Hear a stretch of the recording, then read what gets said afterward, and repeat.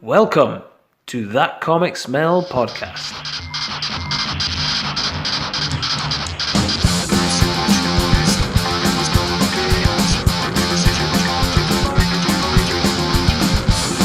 With your hosts, David Robertson, Fernando Pons, Mike Sadakat, and Tom Stewart, with special guests, Neil Scott, Stuart McAdam.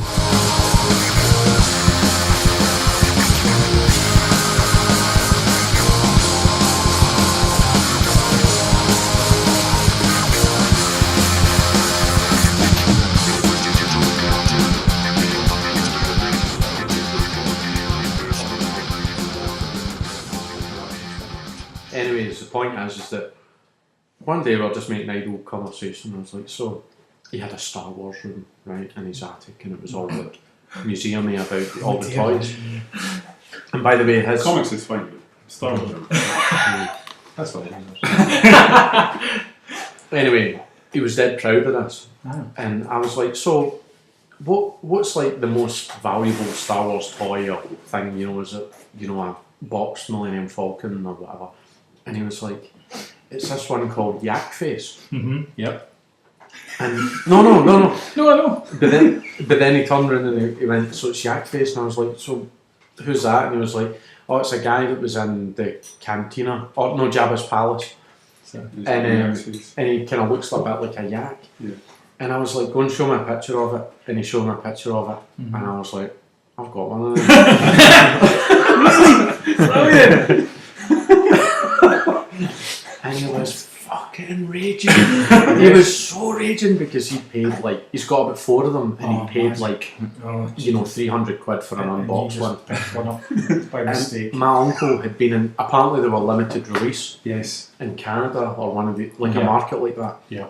And there was maybe 10,000 of them made or something like that. And my uncle went into a Toys R Us on his way home from Canada and picked up 4 random Star Wars toys and brought me them back. That's great. And so I've got that. It's unboxed. It's good nick. Played with. It's been played with, but it's got the arms and that have been, but they're still quite stiff. Yak Face. Stands properly. No weapons or helmet or whatever if it comes with that. But he was just so fucking raging. I had one by complete accident, and I took it in. Because he couldn't believe it. That's brilliant. This is basically it. We just kind of keep going. No, you've got a fucking list of questions. I do have a list of questions, but I'll just do them as we're chatting. Oh, I've suddenly got a question came up in my head from a few minutes ago. Do you two ever fall out during your? Well, he did say he was sick for a bit, and then it went on, and then it stopped. That's the first I've heard of this, though. So maybe this will be the first. Are we going to clear some space? Who's going to be the referee? I think. No, I don't think so. I really fall out. What's the next question? I didn't mean to start anything there. I was just trying to make it look like I'm going to do my frost on there. I think, to be fair, if there's ever been any reason for someone to be annoyed with the other person within this relationship, it would be coming from Neil to me, because I'm a fucking nightmare sometimes. Really, I'm so bad. Well, I think I'm better now, but I used to be terrible with time management, or I just forget things, and do you know what I mean? Remember that time it took me 3 months to give me a frying pan as a Christmas present? Yeah. I still never got it. What a bastard! Yeah, but 3 months is when you stopped waiting. Yeah, basically. Okay. don't fucking stop.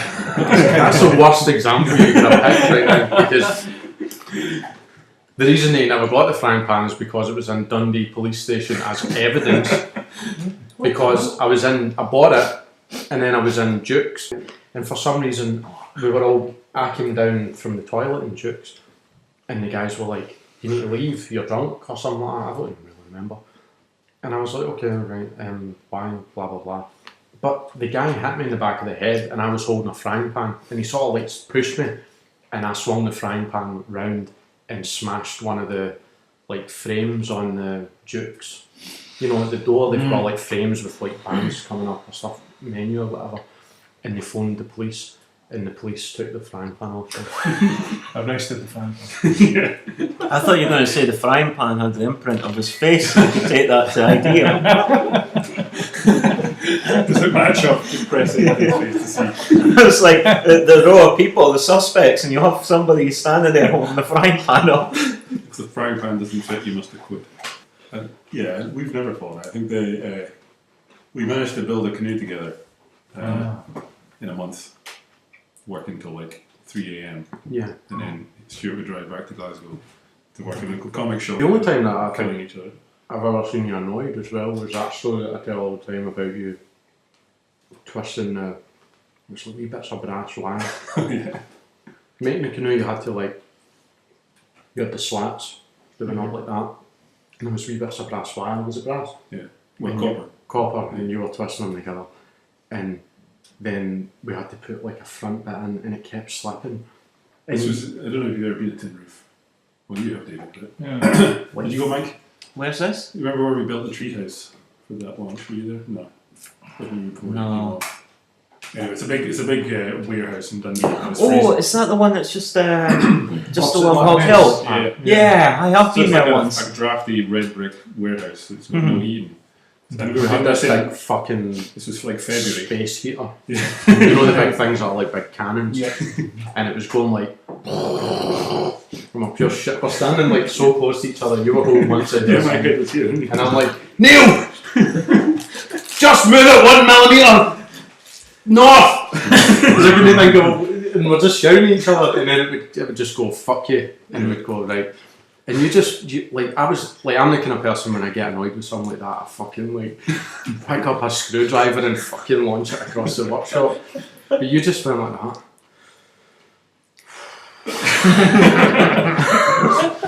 And I think that's the most angry. A deep breath. Yeah. That's me 10 on the scale. So how long have you both known each other? It was 2004.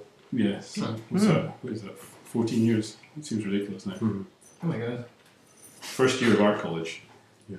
In Sorry. the general course of the first year up in Juriston, and we I think the first time I spoke to you, we were in the canteen, and I was reading a poster about take a trip on a sailing boat for the summer. Oh yeah, that's right. And Stuart came up and was like, that looks good. Yeah. that was basically stuff. And then he's not stopped talking since, basically. I remember, I distinctly remember finding out that you had a DS and then playing Mario Kart on the DS outside the Friday lectures. And you know, in the art school there's those green sort of pits. We played Mario Kart on the DS when we should have been doing other stuff. Okay. Cool, well I guess we better actually ask some questions, seeing as how we got you all the way here and everything. Which, very thankful for coming along. No, but thanks for having us. Well, we'll start off with the simple question of tell us a bit about yourselves. Stuart said a baby crunching wasn't born baby, so I'll start. Yeah. Well, I'm Neil. You're an alcoholic? This is pretty much. When we do a podcast as well, a Treehouse podcast, and what you just heard from Stuart was what happened every time I tried to do an introduction on the podcast as well. I'd be like, hello! And then you just hear Stuart creasing himself at my radio voice, which always comes out when we try and do podcasts. Anyway, so I'm Neil. I met Stuart 14 years ago in art college in Dundee, and I'm an artist, as is Stuart. I also work as a postman. That's my day job. And I currently live in Edinburgh, but I'm moving to Fife, which is good because I'm kind of closer to Dundee, which is the base of where all this sort of stuff kicked off for us, art college and Treehouse as well. So, sorry, that was a terrible description of myself, but Stuart, you want to talk about yourself? I'm Stuart, and I met Neil 14 years ago at art college. I live in Johnson just now, but I was living in Dundee till a wee while ago. I hate that question actually. Yeah. And it's funny because I don't have like a stock 25 word answer to that. And and I don't really like defining myself by my name or we were talking about this on the way, my relationship to someone. Although it's obviously very important here. Yeah, I'm an artist as well. My day job, my most recent day job would be working with Deliveroo, which is interesting. Both doing deliveries. Yeah, I was a postman as well, do you know? That was my very first job when I was 17. And I wish that I just... Does it mean got to now do all the jobs that you've done? Yeah. Including shortbread factory, Christ, football stewards. Let me see if I can name them all. Comics shop, eBay, seller, gallery assistant. Where's that? No. Where was that? That's a made up one. Voluntary school assistant. Yeah, I was working in a school in November. I can't think of any other ones. It wasn't a gallery assistant. Theatre tender. Hotel barman. Van driver. Van driver. Boots, the chemist. Safeway. Lidl employee. Lidl. Fuck.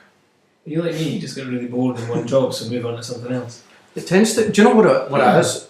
And it's kind of interesting that you've asked me in this way because you've not really asked me, but I'm going to tell you. But it's the nature of being, an itinerant worker in the arts or a person that's involved in that kind of stuff. You kind of naturally ditch it to do a project. And that's happened a lot, and sometimes it's been like 2 years between a project. So I've done a job for 2 years. I worked in the comic shop for a couple of years, maybe like 18 months or something like that. But then I worked in Avis at the airport in Glasgow, for 2 months, and I already knew I was doing a project when I took that job, so I already knew that it had a limited lifespan on it. And the reason that the reason I'm labouring this or like sticking with it is that I'm actually sick of that kind of model, working and living, and I think it's playing into a lot of what I'm thinking about at the moment regarding the work that I make and how I do it. Right. So I don't know if there's any follow-on to that, but I guess the point is when you're an artist or you're thinking of yourself as an artist, it's kind of hard to just do that and nothing else unless you want to survive on the generosity of others, basically. You need to do something to get money, and relying on arts funding and projects, and either you end up doing a glorified sort of social worker community project type thing, which you've done and I've done a little bit of, but it's like art adjacent, but you're not actually doing what you want to do with the art. You're kind of facilitating something and playing a role in providing arts in sort of a small scale, and getting paid to do that, or you just do a job that's completely unrelated to your art practice. I'm sort of like thinking about what you're saying there, and I feel like the projects I've done have been very valuable to the development of how I am as an artist, and I think that that even defines, a functional role of art, which, you think about the DCCS and the workshops and stuff and all that kind of thing that goes on.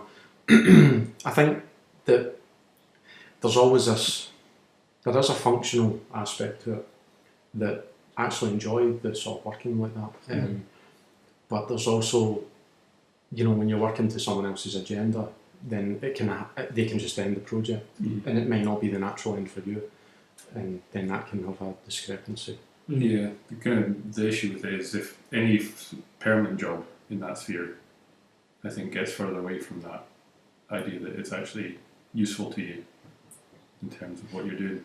Do you mean if you end up working in like the National Gallery and the education engagement area? Exactly. Okay. And there's not even that many jobs about it, but I think the point I was maybe failing to make was it's difficult to find a job in art that is both satisfying and pays you for more than like a couple of months. Yeah. I think as well, I'm just not really that keen on having the money that, I don't mind getting paid for the work that I do. I actually enjoy that part of it. But I feel like I want to remove the link between the money that I earn for survival and the whatever I happen to be thinking about that day. So for example, I might be wanting to make something about the fact that I liked the Teenage Mutant Ninja Turtles when I was a kid, and I found one of the toys when I've been at my mum's house that I used to play with. I might want to make something about that, but that might not be what someone wants to pay me to do. And I think that opens up like quite a big sort of, I mean, it's such a vast and complicated sort of subject to talk about, but I feel like I'm finding it increasingly more difficult to want to do that kind of work. I do love working with people and I love working with organisations actually, even though there can be loads of challenges with that. You know, I've done projects in rural areas, and so the audience engagement aspect of that can be quite difficult, literally because of the demographic. But that's quite interesting as well to play with that. And yeah, I don't know. I feel like there's you don't want me to sit and talk about this. The other side of the coin, I suppose, is there's no reason to expect to get paid for doing the work that you're personally interested in, because it's not necessarily interested in anybody else. Yeah. So if you can remove that link of feeling the need for that to be the way you earn money, that could be quite liberating as well. Yeah. That's another side of it. Like if you are happy enough doing a job that is not your artwork, it can kind of free you up to do this sort of stuff that is technically self-indulging, because you're indulging your own whims as an artist. It's that disconnect as well, though, isn't it? I mean, it keeps the art fun if you're not focused on cash. I mean, if you're focused on cash, it's almost like you need to be churning something out just to make a living. Yeah. Whereas if you're just doing it off of your own back and just doing it for the sake of it, kind of thing, for you wanting to do it, it keeps that fun element to it, and instead of having to labour away on something. Which is not to say you shouldn't get paid for something you do for whatever reason. You know, you do something that somebody has asked you to do, or you do something and submit it to someone. I still think you should get paid for it, but it's quite a difficult situation to be when the work that you make is your only source of financial well-being. That kind of, I've never actually had to be in that situation, so I can't speak from experience, but I can imagine that it would be pretty stressful.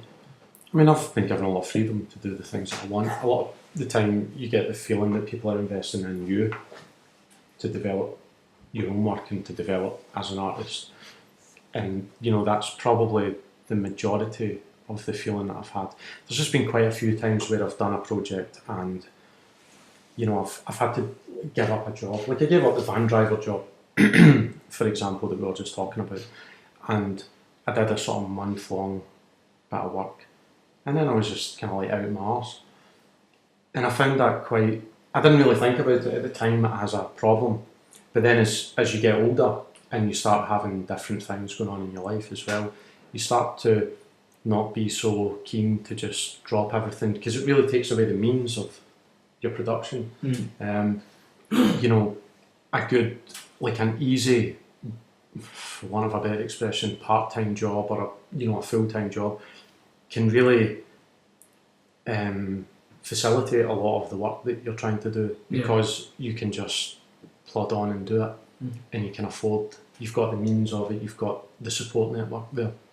But then a couple of times I've just found myself completely lost with no money, no means, and no energy anymore, because I've burnt out doing a project. Yeah, it's kind of a fine balance to strike, isn't it? Yeah. You don't really have an answer, I suppose. I don't even know why we're talking about this. I'm kind of got into it. I guess with relating it to comics, we've kind of talked a lot over the years about how neither of us would ever really want to be in a situation where we were making comics for hire. You know, the work for hire situation that's quite prevalent in comics, just because it fundamentally doesn't really fit with the way I think about them, how I'd enjoy making them. But that's not to say it's not a valid way of making comics. Yeah. Obviously, people do lots of good work with that, but it's just, to me, it would just, I guess, suck any joy out of it that I get. Also, I could never work to that sort of schedule. It's far too demanding. It takes me way longer to make comics. Yeah, got a lot of respect for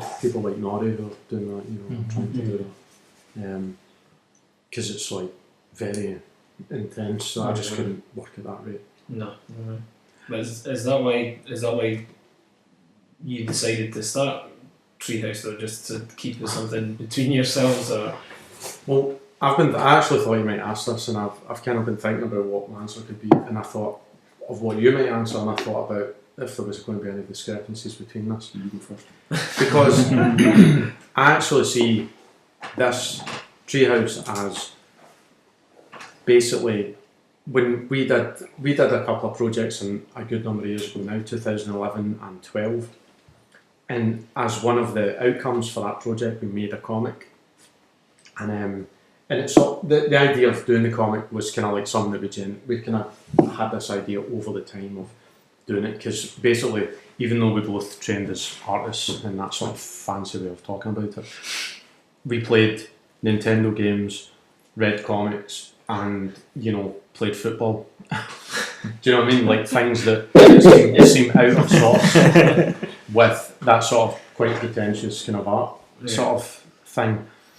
And I think that we probably bonded over that more, and also like the sort of outdoor aspect of it, so the camping, the walking, the canoeing, because these were the basis of these projects.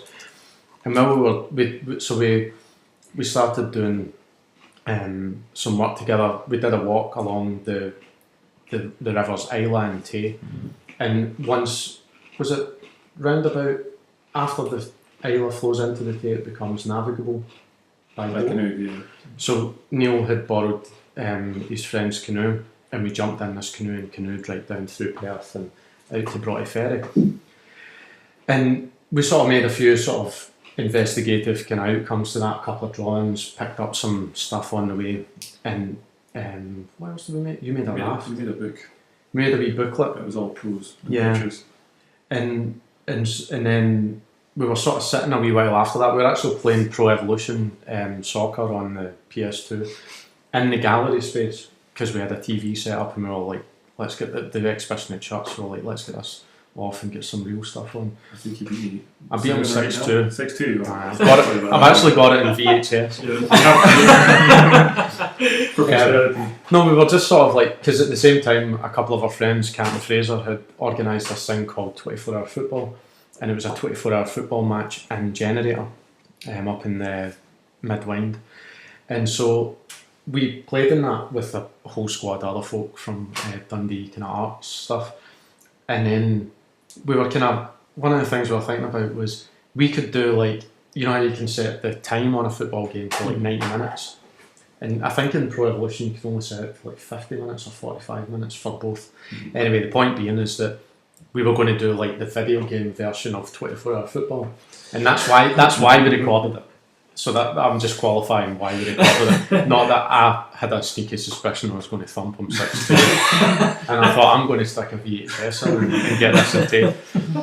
So while we were doing that, I seemed to remember like finishing up, and we were sitting on this couch, and we'd done quite a lot. I thought we'd done quite a lot of good work, and I'm sure Neil did as well. Did you? Yeah, something. And but there was something about it where it felt like a first attempt or a first draft or something, and we sort of thought, and I was like, oh, it'd be good if we could get a loan of Richie's canoe again. And you were like, oh, he's using it. I think he used it throughout the year. We used it when he was on holiday or something like that. And then I was a bit like, oh, do you know what? Let's just fucking make one. Ha ha ha, and we laughed about it.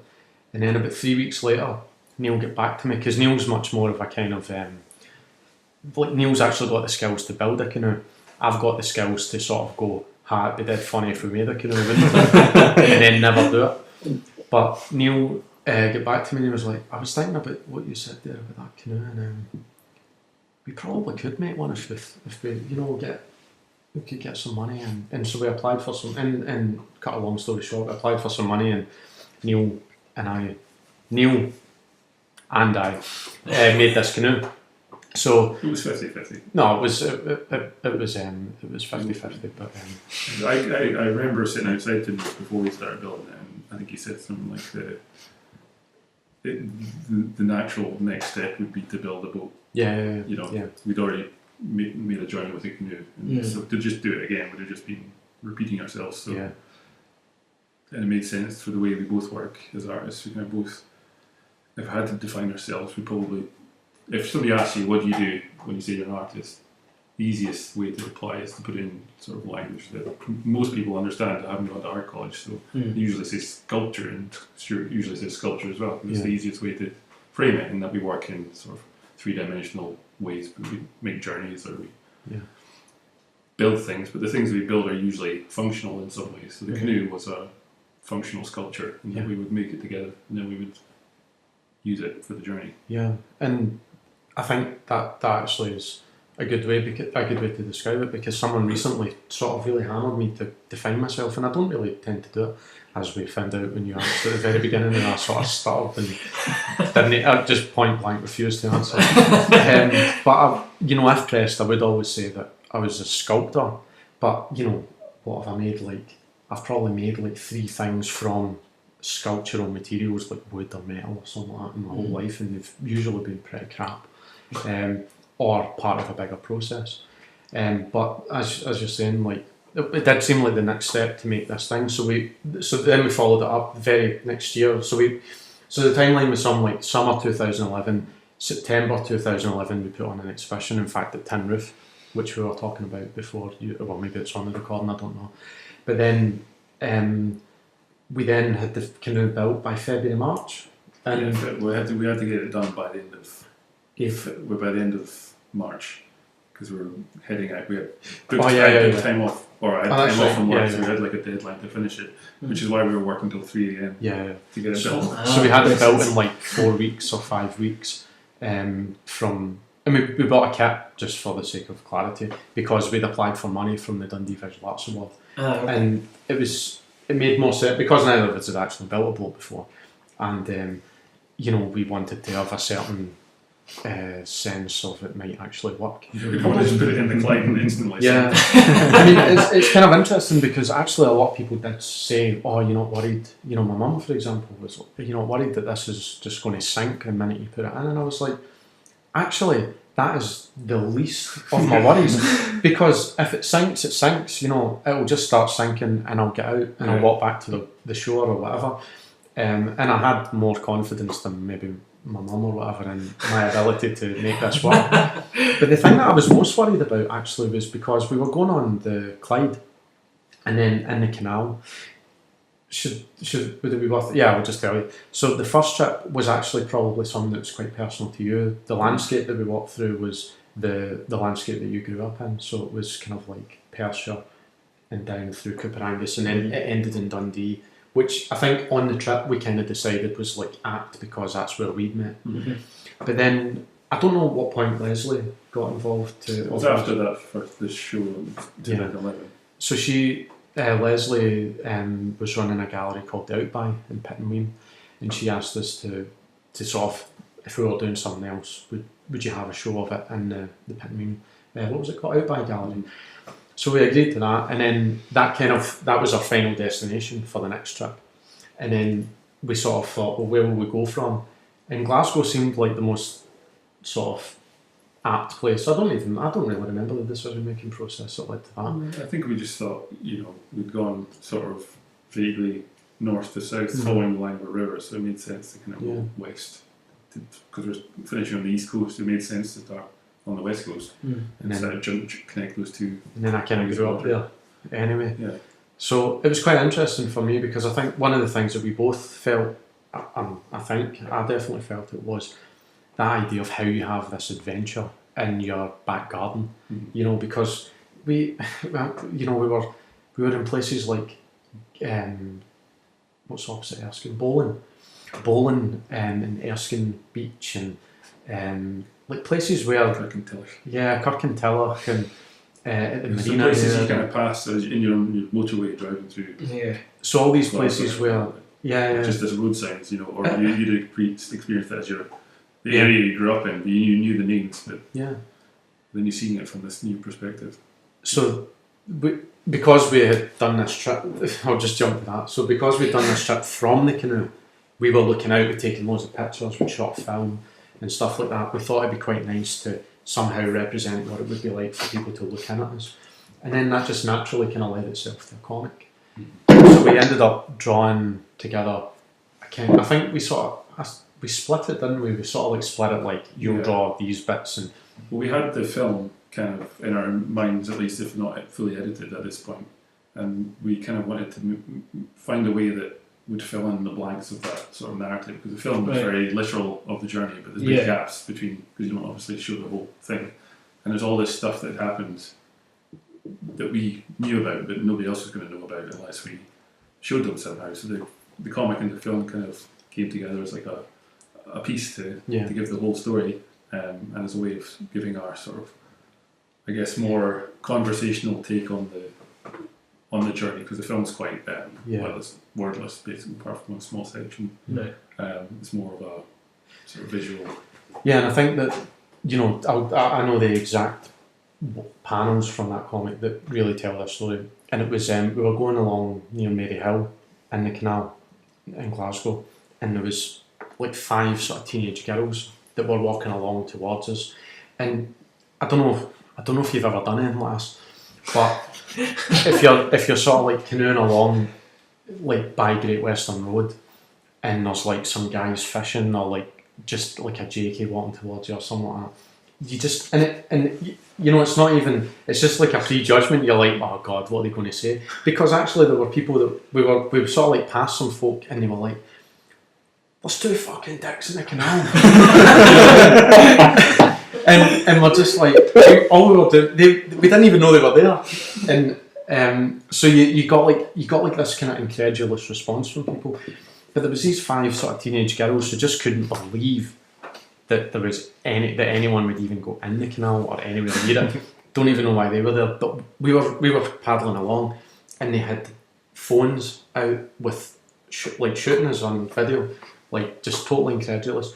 But you drew a really beautiful picture of that, because it was like these 5 phones that masked us in the canoe, but you could see all these sort of like Saturday type images of us from there. So I think that it was like little moments like that we wanted to try and. And then you wrote a nice little bit about the swan. Remember the guy? Yeah, this guy we were just stopped at one of them, because you had to go underneath all the bridges on the canoe.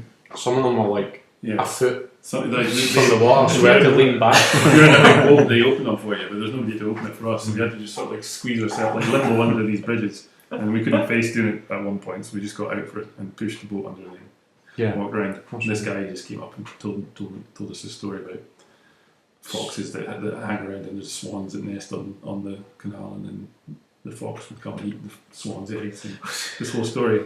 But it was just he was quite a good storyteller, I suppose. I guess that was what it made it stick in my mind. So I just thought that was one of the first sections of the comic I could kind of picture as a small sort of vignette that could draw out and tell. You know, kind of, it is like that in the comic itself. It's like a smaller story within it. So we're sort of collecting these almost anecdotes from the journey, and then we split the sort of number of pages roughly between us, and it's nice because we've got quite different styles of drawing, but quite complementary styles, and then we would discuss what we were going to say together, and write it out. But it was the first time either of us had really made a comic. Yeah, I've never made a comic before. So we kind of learned on the job as it was, because we had a deadline to hit. I think we were making comic pages in the middle of the night. Yeah, but you actually got a repetitive strain injury from clicking because you were doing the colouring on a mouse. Yeah. But I remember you were wearing that thing for ages. But the gimpy little clothes. See that actual process though, because maybe this is interesting, because we had sort of come up with these 10 2-page stories, say, and 5 of them were one that I'd sort of thought of, and 5 was what Neil. But then we kind of got to a bit where we were a bit like, we need to end it, because it can't just be like vignettes. And do you remember when we kind of had this? Do you actually remember the conversation we had at the boat? We got washed up actually. We were about 20 miles from Pittenweem. As soon as you come out the Forth and sort of turn left, Kirkcaldy, Burnt Island kind of bit. I don't know what Burnt Island. And is Kirkcaldy further south from Burnt Island? It's the other way. It's north. So anyway, because we walked through. It was Kinghorn that we finished. Yeah. So we kind of like come out the bit at Burnt Island where there's like a wee bay, and the waves were coming like west, and in the canoe you also have to kind of not capsize, so you have to kind of hit the waves. There wasn't enough time to hit the waves perpendicular, perpendicular, Yeah. and then turn to make any progression up the coast. We ended up getting washed up on the beach just a wee bit further around the When you're in a canoe, you're like about 6 inches Yeah. from the surface of Yeah. the water. So any wave bigger than a foot feels like Yeah. like you're in there. Yeah. What was that? Perfect storm. Yeah. Perfect storm. Yeah. But I mean, if anybody saw us from land, it would have looked comical. We were Yeah. just like rocking and then like got pushed up onto the shore. Yeah. But we had this conversation at that moment where we sort of like said something along the lines of, is this project about getting to Pittenweem or is it about canoeing to Pittenweem? Because those seem like two quite different, things at the time. And it was about getting to Pittenweem and completing that journey. So we ended up walking the rest of it and we left the boat at Kinghall. But that, we wrote that into the comic, and it's just a bit in the comic where it's like speech bubbles of the conversation we had, because we couldn't really think of how to translate that.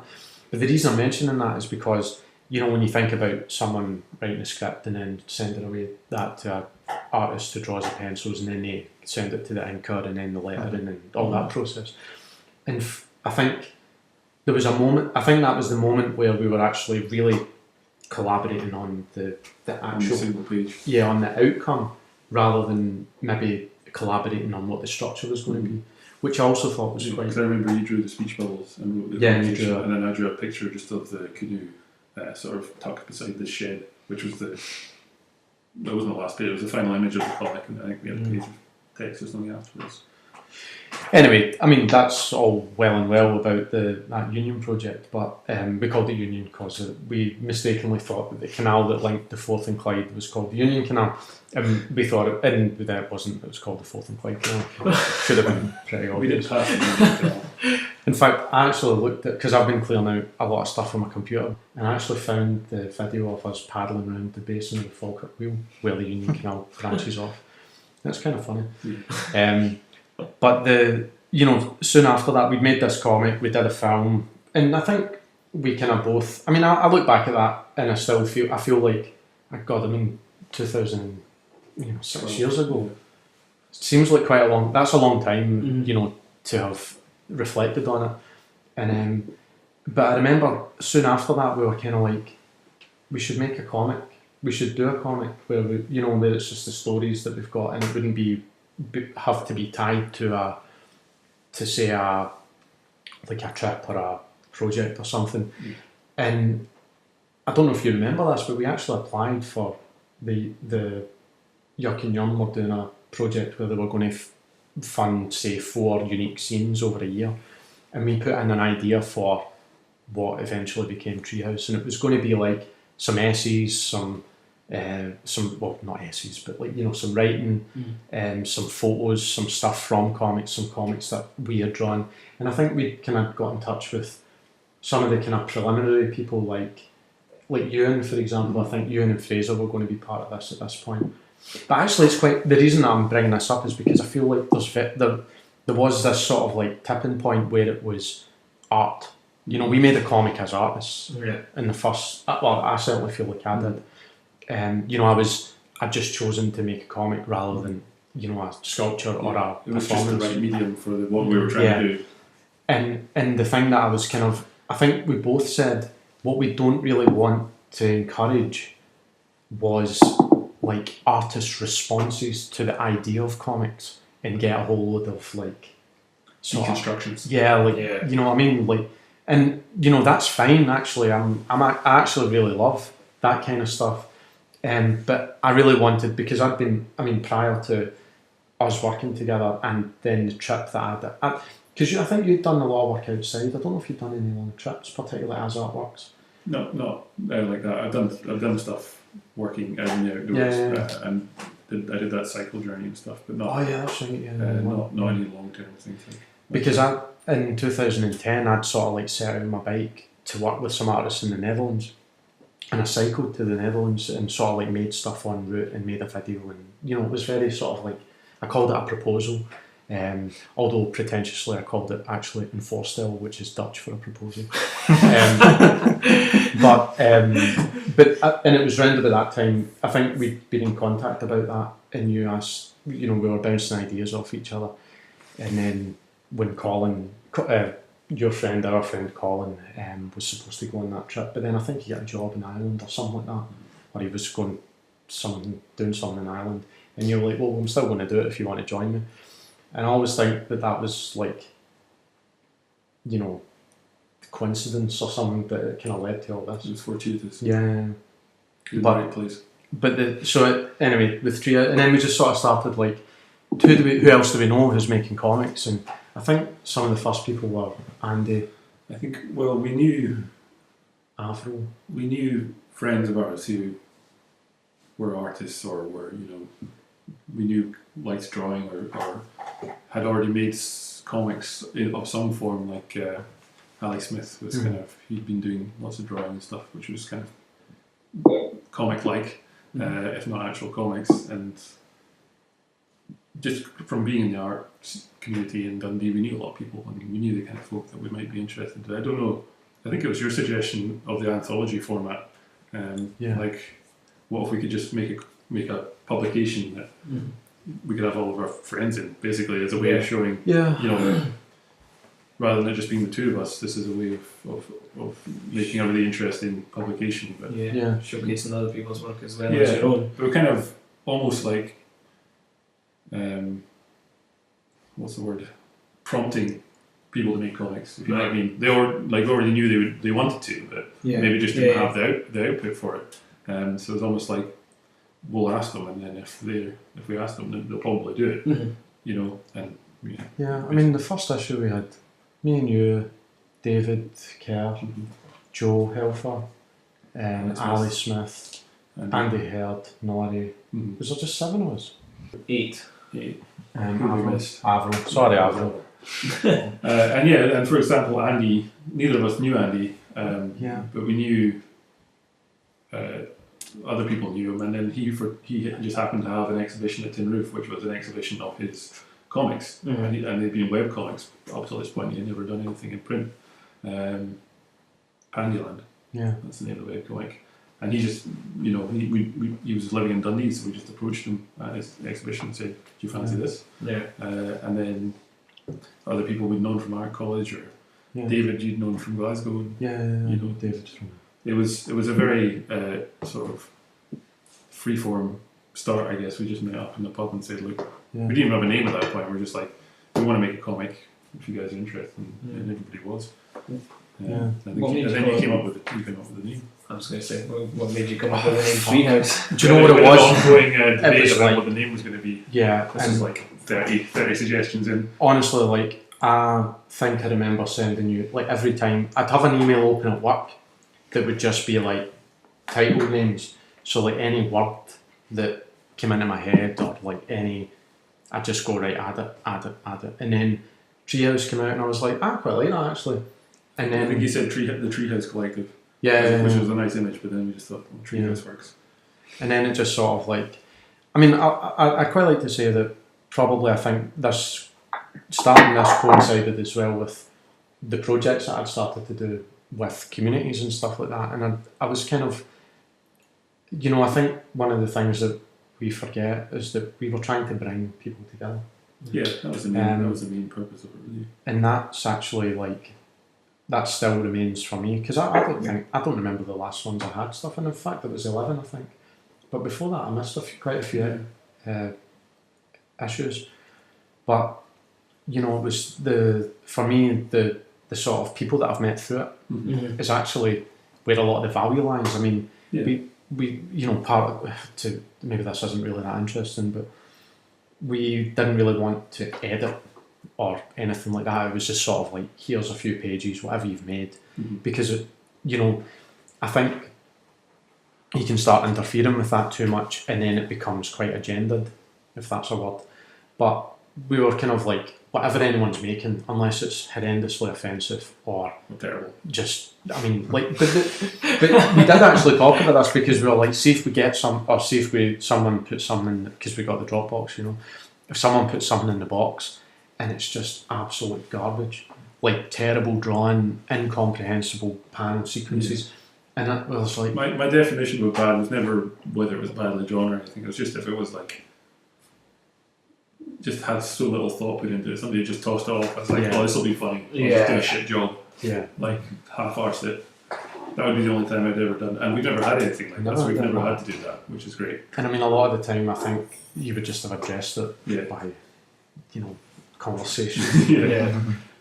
But yeah, The reason I remember you sent me a few names, and Treehouse stood out as a name. It just had that feel of like a sort of clubhouse. Yeah. It's just like, So we'll build a treehouse, and it's just where we'll hang out and talk about comics. it works really well. I mean, the fact that you've got 8 people in the start, and then it just sort of works up from there. It is that kind of thing of like a bunch of pals together in a treehouse making comics. I've been waiting since 1987 at least for my dad to build me a treehouse. Well, your dad never did it, but we did it for you. Cheers. Although you weren't there to take advantage of it. We actually did literally build a treehouse in tin roof for one of our launches. Yeah, you keep alluding to this. Which was pretty crazy in hindsight, considering it was only up for a couple of days. Tinners, as we call it, had this basic acres of scrap wood and plywood and all that sort of stuff, and old pallets. And for one of our launches, I think it was coincident. No, it was later than that. I think it was 6. What? Because it was the one that the printer fucked up, and we didn't get the comics. we never did any comics. We didn't even have any comics for the launch event, but we had an actual treehouse, which was. that wasn't the same. Was it not? Oh no, it was. Yeah, maybe you're right. Then maybe I it was think another it one. was 3. Was that the I think it first? was 3 because I remember we copied Ali's, Oh, you're we right. used yeah. Ali's drawn That's cover. right. As a so number 2's cover. We used as a model Yes. for, Right, okay. for the treehouse. That's right. That's right. So with the posters and the hatch and of everything. that colour. Right, cool. So we actually Nice. we recreated that with inside the gallery space at Tin Roof with old pallets and plywoods. Were you there for that, David? Yeah. Yeah. Was that the first one you were in? That's the first one I went to, There you yeah. go. So that was Yeah, it was good. Didn't we have some kind of exhibition as well? Because I remember you had drawings on the yeah, wall. we had pictures of from the people's original drawings. I think we had up on the walls. So yeah, the treehouse was always a kind of concept as a sort of. We didn't want to dictate what people were creating. We just wanted to see what they were making and have a venue for it to be shown. Yeah. So you don't stick to any sort of main theme or anything for each of the. We tried it once. We tried it once. We tried a sort of Halloween theme, and it never really worked because of the way that we make it. Because we'll maybe say, right, guys, whatever. It's 23rd of March. After the 23rd of March, me and Neil are going to start putting this together. That's the kind of like attitude. Mm-hmm. And then we tried that with a theme for Halloween, and everybody had to do a Halloween comic before, before Halloween. Yeah. And it was just, it ended up, I don't think it came out in time, and it was like, actually it was a bit like going for like a works Christmas dinner after Christmas. You know what I mean? It just doesn't work. No. So, and and the comics were good, like everybody had done good Yeah, comics. it was a vaguely horror. Um, So, but yeah, it didn't. That was a wee foray into that. But You're still working on the comic. I'm still working on the comic. That's the one. 3 years later. That's the one where I did the Jack Kirby type Yeah. homage Well, the of rest me was- flying in space, bare naked. you definitely missed the deadline on that one. Yeah. Can I ask a couple of questions? Yeah, go for it, Nando. Yeah. Yeah. My first one is who or what are your influences? Oh, we're going to go outside. And the second one, a favorite comic or a comic that has left an impression in your life as an artist, as a reader, as a person. Okay. Can we go first? No, you can. Influence. I don't know if I've got much comic influence outside of the comics that I just like. I know the comics I like rather than comics that have influenced me, because I don't really consider myself a comics artist in the main. It's more something I've done, like we were talking about earlier. It's not the primary thing that I make, so I would say I've had an influence in that regard. It's more just been responding to stories that I want to tell, and whatever style fits with that. But I don't know, current favourites. Dave and I were in the Lakes Fest, and Stan Sakai was there, and he's probably, if not my favourite, probably one of my favourites. And Stuart was actually the one who introduced me to him as well. When we were just through talking about comics, and his, it's just just the craft that he puts into them is incredible. You know, it's both storytelling wise and art wise. It's just, I can just read them forever. I suppose it's just my most pleasurable comic reading experience is probably Stan Sakai's Usagi Yojimbo. But I'm really interested in the sort of alternative comics, underground comics, any kind of new stuff that's coming out as well. I try and keep an eye on it. I actually brought a comic along with me, which is by one of our Treehouse alumni, Terror from the Other Side, Joan Edam, or John Adam, as I know him. He's been in Treehouse for the last since issue 5 or 6 or something, and he's a good friend as well.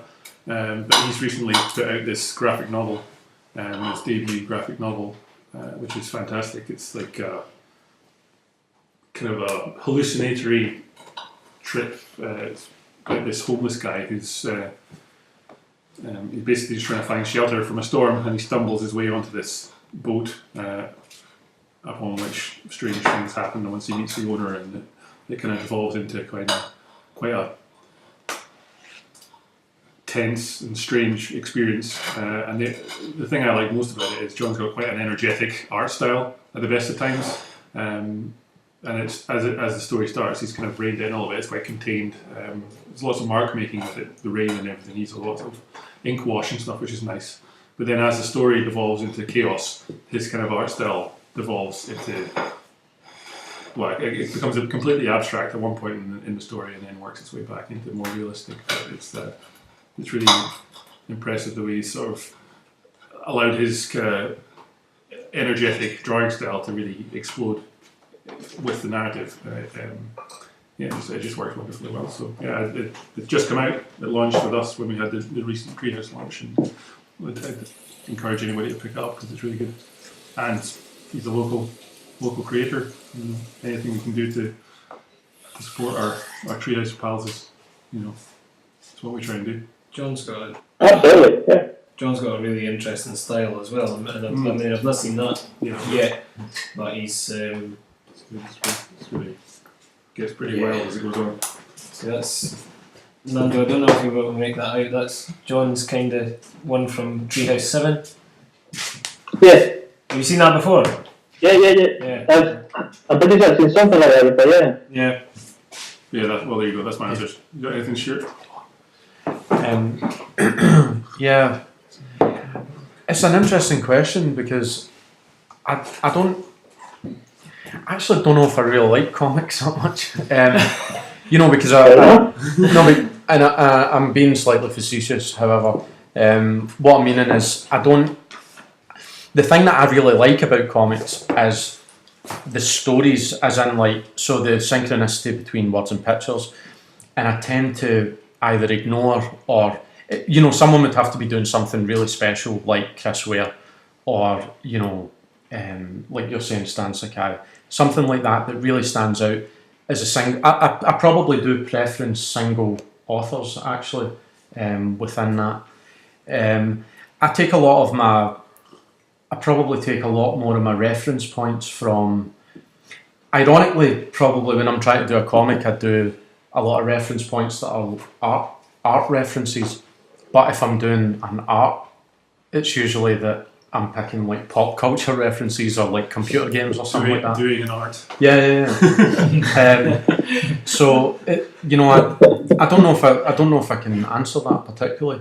I mean, comics that I'm reading right now, I've just picked up Will Eisner's autobiographical stories, and so I've just started reading that.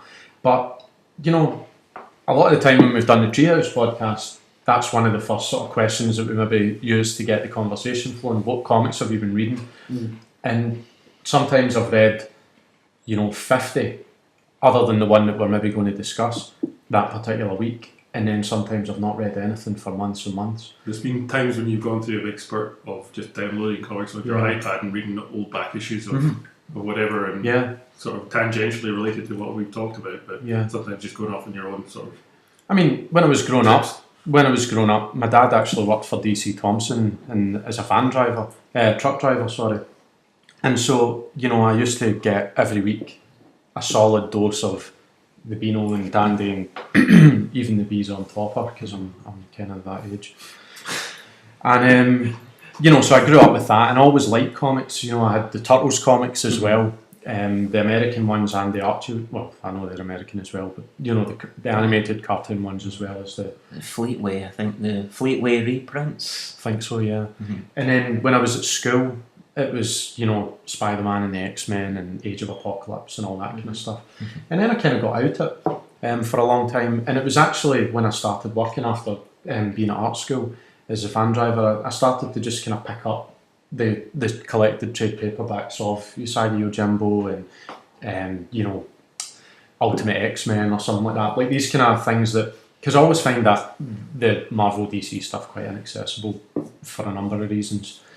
But, you know, I like Joe Sacco and Chris Ware and... You've kind of introduced me to a lot of the sort of, not the mainstream superhero comics, but it's kind of the stuff that sits alongside it. Like, I remember you showed me those Astro City comics, ones, which were great. And that always seemed to be the kind of stuff you were interested in, the sort of slightly off, but still within that kind of genre. Like, you've read The Walking Dead and all that sort of stuff. You've got stuff out of that, like, things that are, I guess, still people would still look at it and recognise it as comics, but there's oftentimes something else going on with them as well. In terms of drawing style, you know, I fluctuate. I mean, to be honest, I've not. That's what I always feel a little bit imposter syndrome when talking about comics, because I've not really made that many. You know, I've made maybe 10. And, you know, drawings, I've moved away from. When I went to art school, I moved away from drawing. I don't really know why, but I always did draw. And it was only when we started making comics before that I sort of felt unself-conscious about it. And what I mean by that is, like, there was no art aspiration of the individual drawing. It was drawn to communicate something. So, you know, there's no art, you know, not that there's no art value in drawing the facade of a tenement house particularly, but I needed to draw that specific tenement house for something I drew last year. So I drew it. And then I needed to draw something from the Mario Brothers, so I drew Mario and Luigi and so on. And, you know, so I found my re-engagement with drawing has been very intuitive. I don't know if that's the right word, but it's like natural. There's no pretension. I personally don't feel like I'm not drawing for the sheer beauty of the drawing. I'm drawing to communicate something. Yeah, I think David and I were talking about this recently. It's like the interest in drawing in comics for us, I think you were saying this, David, was like drawing as much as is necessary to communicate what you're trying to do, but not drawing more than is necessary just to show off. You said something like, I can't remember what it was. It was in that Facebook conversation. You're like, if you want to draw a good, nice picture, just go and draw a nice picture. Go and draw a picture. You're telling a story. That's the main thing. Yeah, exactly. So I guess that seems to be kind of what you're saying. It's like an economy of drawing where. Yeah, and I mean, I'm totally in love with any line Claire stuff. I love artists that are messy, like Raymond Pettibon, and even drawings like Van Gogh's ink drawings are just exquisite pieces of, you know, observational drawing. They're just stunning pieces in themselves, and actually they wouldn't look out of place, and as like backdrops in a comic or as the focal point. Obviously, like, you know, I've read a lot of comics, a lot of good and a lot of bad, but I don't know to what extent they really influence me. I'm probably more interested in stand-up comedy in the sense of like how people would write. I'm interested in the relationship between writing and speaking. So I did an MFA last year, and I had to write a lot of stuff as part of it. And I feel like one of the things that really helped me to do is to find that voice where I was actually either writing something that I could speak, or I was writing the way that I spoke. I don't know which way about it was, although they end in the same thing. But, you know, I'm interested in that, and then I'm interested in how you adapt that into a pictorial narrative thing. I mean, I recently actually messaged David to tell him about a comic that I'd made, and it was a performance comic that I'd done with Decap and Damon Heard. And I really like that. I really love that stuff because it's vital and vibrant, and it's exciting, and I love speaking and I love telling stories. And so I've actually found myself not being that bothered about them ending up in print. You know, it's partly performing it a wee bit as well. But you know, I think we've all been at a decap, haven't we? Mm-hmm. So like, there's loads of different ways that people do decaps, or you know, other, like they say in the BBC, other types of performance things are available. However, Damon's event has been the one that I've been at, and even the very first one, which I think was one of the first times I met you, David, was I took the piss a wee bit out of Damon because I had a story coming up on thought bubbles behind me, and then I had a story that I was telling in real life, and I'm really interested in how you can do that. I'm interested in how comics do that anyway. You know, you can tell a lot of visual, I mean, this is all really basic stuff obviously, but you can tell a lot of story with the visuals as well as telling story with the language. And then when you add the third dimension or the fourth dimension of the performance into it. But recently I made this comic at Decap, or for Decap, about a guy who'd written a letter to a local paper, and he was from Droitwich. And when was that? Like 2015 that story was in the paper, and then that was February 2016, I think. No, maybe 17. But that was that we did that Decap. And then a couple of months, maybe a month and a bit ago, I went to Droitwich. It's difficult for me to just answer one question with one answer that only relates to that one thing that you just asked me, because everything is so connected. Yeah. It's almost like that comic is still ongoing. Yeah, because you're still responding to it. Mm-hmm. That first decap that you did was brilliant. You know, not to go over the top, but I remember sitting, and I didn't know you, that's right, and you had a kettle. Aye. And it was all about how you were going to boil this kettle. Yeah, there was a sort of threat running through the whole performance. That's right. I remember you were threatening that I was going to stand and boil the kettle for the amount of time that took the kettle to boil. And the story I was telling was that something to do with boiling a kettle in my kitchen at the time. And what had happened is it was a stovetop kettle, and I used to put it on and then go back to my room and work on something. And then I'd go, shit, I left the kettle on, and I'd run through, and there was one time I ran through and it was all melting. There was it was like spurting off, and there was boiling water coming out it and everything. How did you pick up the kettle with handles? With no handle. And so the whole story was about how I would stand in the kitchen while the kettle boiled, and the joke being, you know, a watch pot never boils. And then I'd made this found comic, you know, because, you know, you get a lot of things that are described to how to make a pizza on the back of the pizza box. It's a comic how you make the pizza, and I was kind of interested in that for a while. And so there was one that I put in the first Treehouse. It was about tea bags and making a thing of tea. And the very last thing I did, this is really like why am I talking about this in depth, or why I'm talking about this so in depth. But the whole thing was that on the comic it said boil the kettle, pour the water on, and then wait 5 to 7 minutes. And I remember afterwards, because that sort of threat all the way through the thing was happening, I remember David sent me a message afterwards, and he said, I enjoyed what you'd done there and all that sort of stuff. And he said, and I liked your willingness to threaten the audience. Yeah. And I feel like, you know, there is that sort of tension, I think, a lot of the time. What was really good, and what sticks in my mind, was you were standing telling the audience things, and there was the slides behind you, your panels were your thoughts, and it wasn't what you were saying. So you were saying, like, you know, I'm going to boil this kettle, and the thought bubble was, what the hell am I doing here? I don't want to boil the kettle or something like that. Yeah, I remember one of them was, at the beginning I was like, I've never done a performance comic before, and it came up and it said, I don't even know what a performance comic is. And then I was like, But the minute I started thinking about it, then the next one comes up, it says something else, and then it was like, the next one said, is it just something Damon made up to get funding for his PhD? Yeah. And then I sort of let that one sit for a wee while, and I think I kind of knew Damon a wee bit by then, but I still thought, have I done this bridge? But you know, but Damon enjoyed it, I think. Yeah. It's funny the link between what you do and stand up, because obviously at art college what you were doing had quite a strong link to stand up. But I remember one of your first comics you did about the joke. Oh yeah. Oh, and the way you'd drawn it was just like a stand up on stage, but with flashes of way to describe what to show what you were describing. But it always just seemed to me like it was you on a stage telling the story, which is about how shit another joke is. Yeah. And the punchline is not even a punchline, but it was. The funny thing about that is that we're talking about these right now.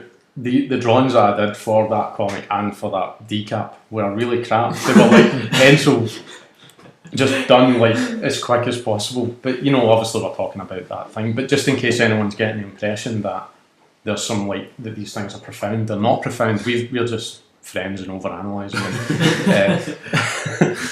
But yeah, that actually did bother me, and that was a story that I used to tell. I used to do a lot of like spoken word type performances, I guess you would call it. And I think what happened was at art school, I got really irritated because I felt like at art school we spent a lot of time talking about art instead of doing it.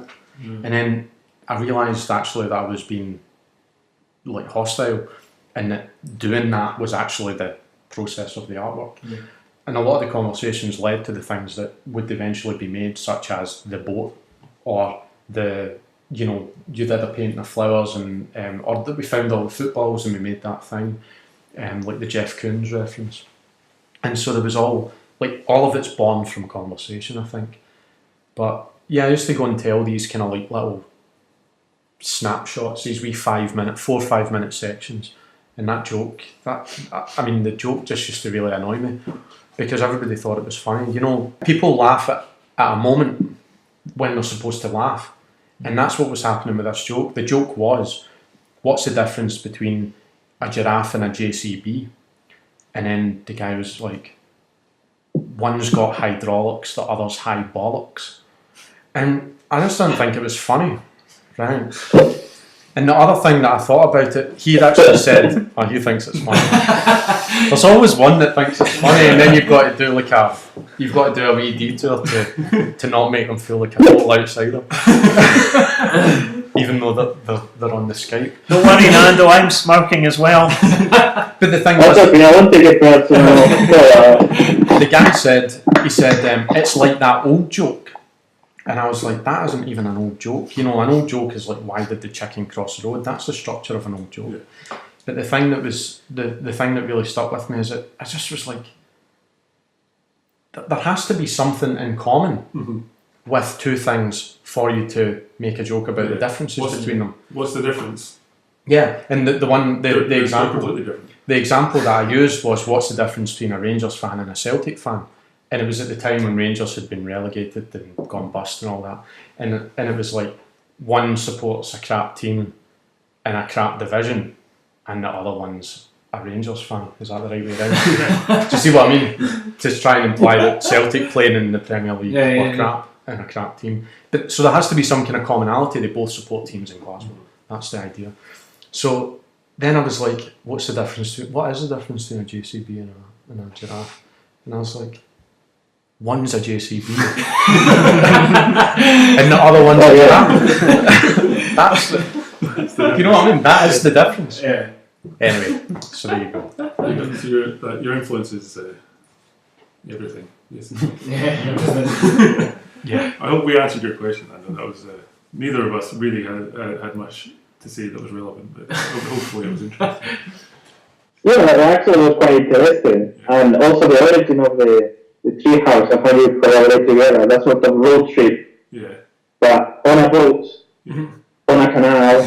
But see, that sort of, you know, that's how you're building up a relationship on our experience. And that was very good as well. I think both... Anyway. Oh, sorry, I was just going to say, both Stuart and I, we haven't done any big projects like that together since, but that's really been because we've sort of both had our lives carrying on and doing whatever, but we've also just felt like Treehouse has been the ongoing collaborative thing that we've got together that we can discuss and talk about, and it's also involved everybody else, that like David and Mike, they're now involved in it. Yeah, absolutely. So it's kind of sustained that collaborative part of our friendship and our art practice. Well, we've both been living, in different parts of the country or whatever. We haven't been able to do an actual sustained project like those other ones. This has kind of kept that thing going between us, which is, I think, important to both of us. But how many times do I text you or whatever and just be like, when are you going to stop getting married and stop doing all that stuff you're doing so we can do another project? Whenever you have a life. But it's not work for me either. I'm just telling my side of it. Yeah, it's true. But I think that actually the comic or the Treehouse stuff leading into coming together with everyone. I mean, the way that it's led into, it's become a community project in a sense, like to incorporate people like David. I mean, I wouldn't know you really if it wasn't for this. And then the inroads that gave us into what was already happening here, because let's not forget there's an awful lot of stuff going on here with the university. And I think we started at quite a good time. It was quite fortuitous timing. We weren't aware of it, but like the comics course at the university had just kind of, I think it'd been on for a couple of years, maybe 1 year, 2 years, because Nori was one of the first people to do it.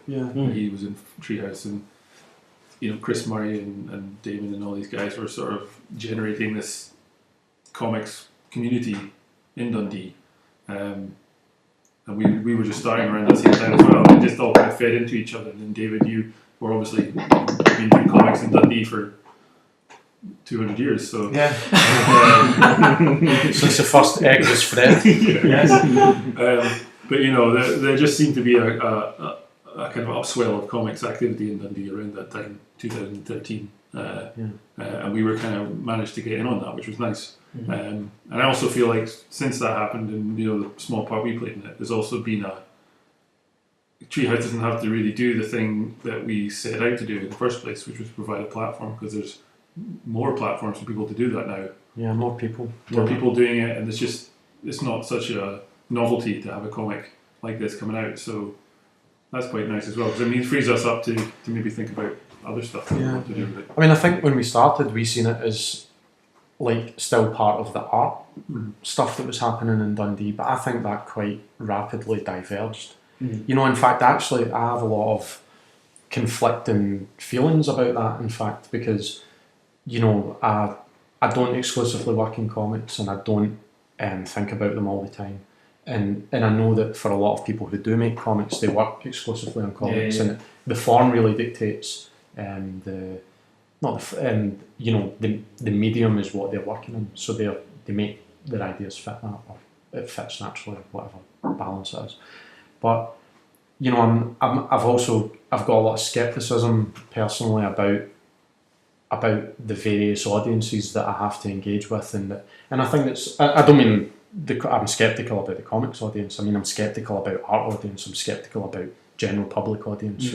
I've had a lot of random run-ins because I'm usually doing something in a gallery, or when I've done an exhibition, sometimes I'm in the gallery, and so you've got to deal with people who walk into the space, and sometimes they're like super art type people who want to speak like that and grill you like that, and then you've got to switch that on for a moment, and then the next person is just like the mum of another student at the college who happens to be at the show or whatever, and so the person that's actively looking to discredit what you're doing, to win them over, or not. And so the way that I think I made the decision quite a long time ago regarding that, to maybe just sort of think, does my mum get it, or does my dad like it? Not that I'm trying to please my parents in any way with what I do, but I feel like there's a lot of alienation can happen when someone gets very involved with their audience, because they sort of start to exclude.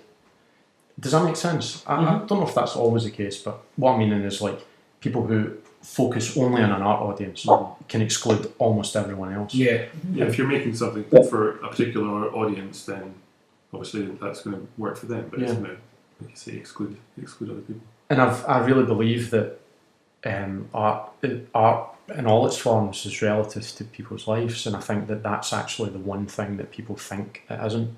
You know, so whether it happens to be theatre or dance or even music or comics or pretentious, you know, academic art or you know, beautiful formal painting, you know, that people think that's not relevant to their life or that it's another.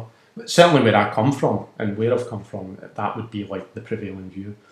So I feel like I've probably got a little bit of a hang up about that maybe. You know, I think I've tried to. I don't know. I just worry. I worry about the audience. I think that's a good way of putting it. Do you know what I mean? Do you worry about the audience for Treehouse? I worry. No. Yes and no. I mean, so I'm looking at issue 12 here. Yeah. And it's got Craig White's drawn in the front, and you know, I think that there are certain. You know, it's like what we said. We went for a quick cup of tea before we came here. This is the newest one, isn't it? Yeah. We were just sort of talking about manga, and I said that it's visually it's something that I've quite often struggled to get over. Somehow, you know, I've read a few things, but sometimes the drawing and something can really turn me off. But it's usually just a sort of, that's my own projection, you know. And so to answer your question really, is what I'm saying is that I think that there are possibly some people who wouldn't look at a comic, take it seriously as is historic precedent of that, from an art point of view.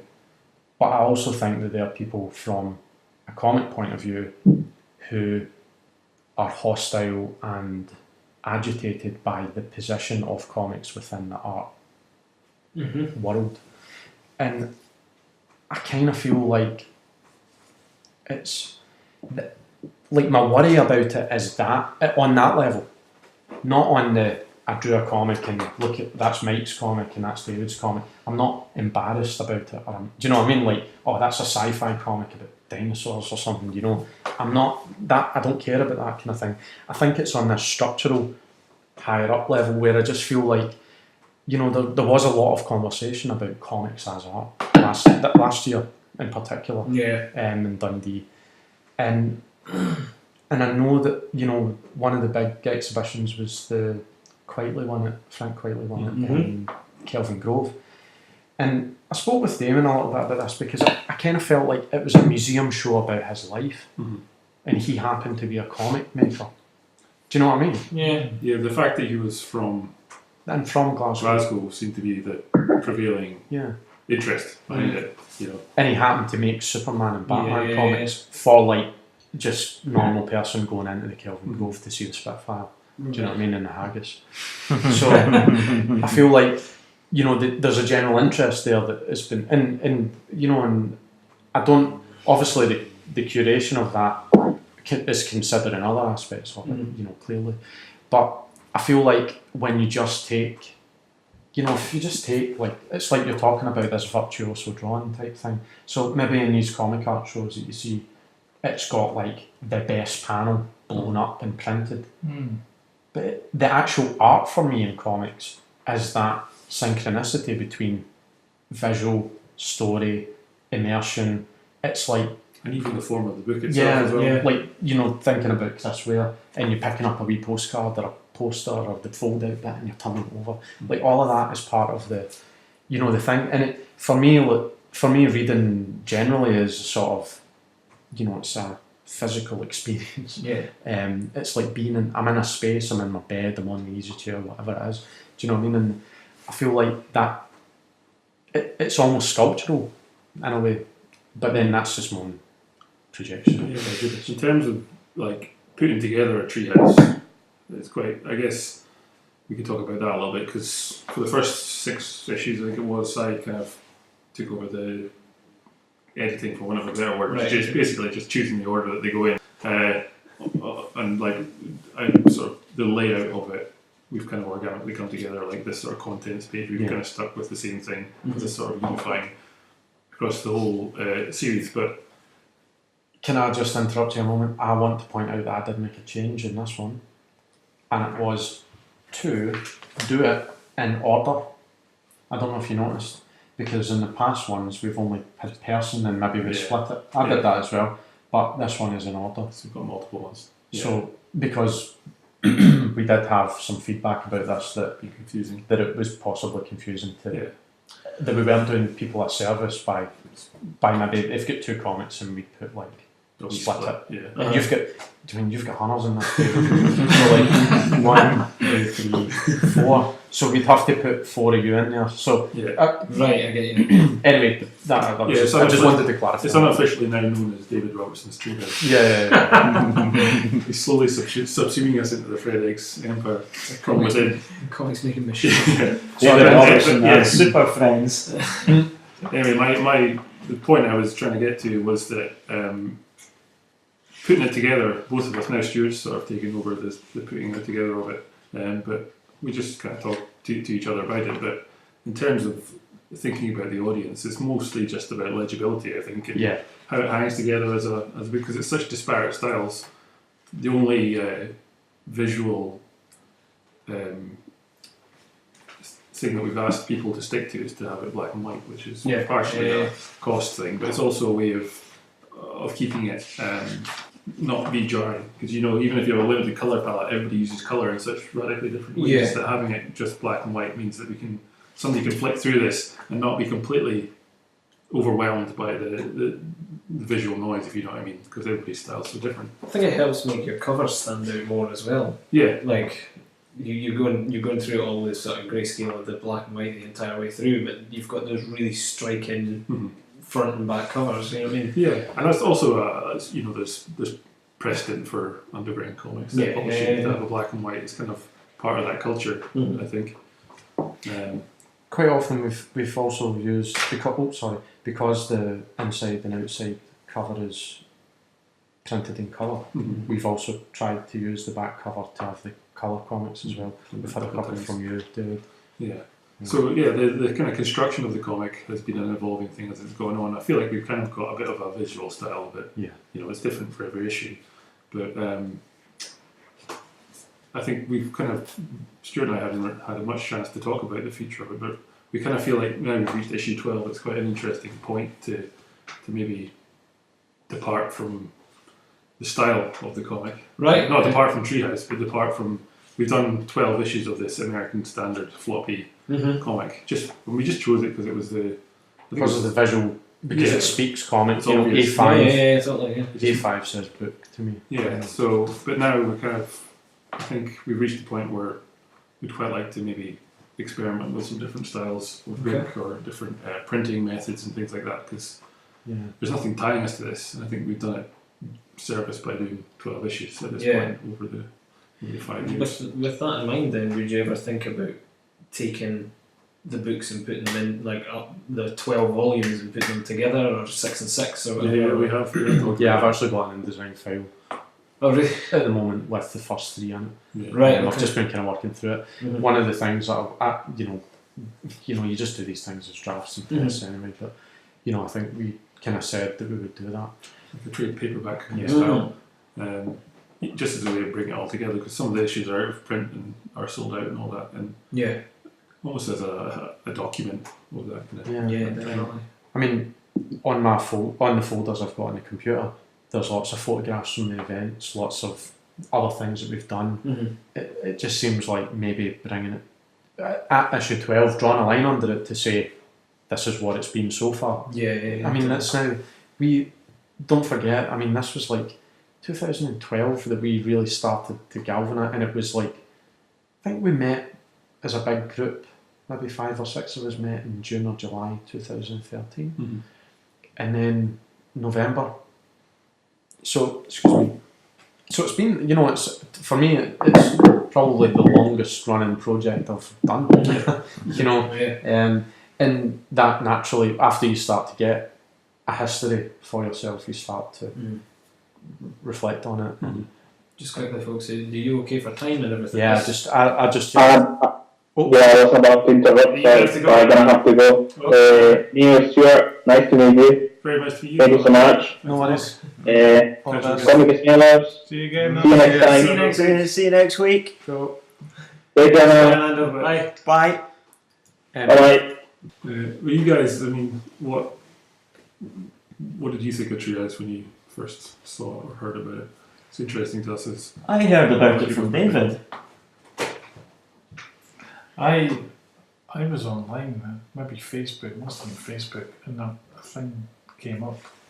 Launch of new comic in Dundee tonight, Treehouse. And I thought, what the hell is this? And I hadn't heard a thing about it at all. And that was quite unusual to hear about the launch of a new comic We got in Dundee in a pub tonight. in the beginning, the first 4 or 5 issues, STV were on it quite a lot. You know, they seemed quite interested. But then, you know, so maybe that it would maybe have been. Well, I then was speaking to maybe Damon about it, or a few people, and certainly Damon said, "Oh well, I've got the first comic, or maybe the first 2. I've got them." Oh no, he says something. I'll get it Friday. I went, okay, great. But then he didn't get it. so you took matters into your own hands. Yeah. Well, I was in the bookshop in town, and I saw number 2. Maybe 1 and 2, and I just was looking through it, going, look, here's this Treehouse comic. What the hell? You know? I should be in this. I thought to myself, you know, I want to be in this. No, I should be. I wanted to be in it, right? So, Was that watched it? yeah, it was. And inside, as you know, you've got your email. So I'm going to go home and email them. Even though I don't know any of the people in this, anybody running it or anything, I'm going to email them and say, hello. You want me comics from me?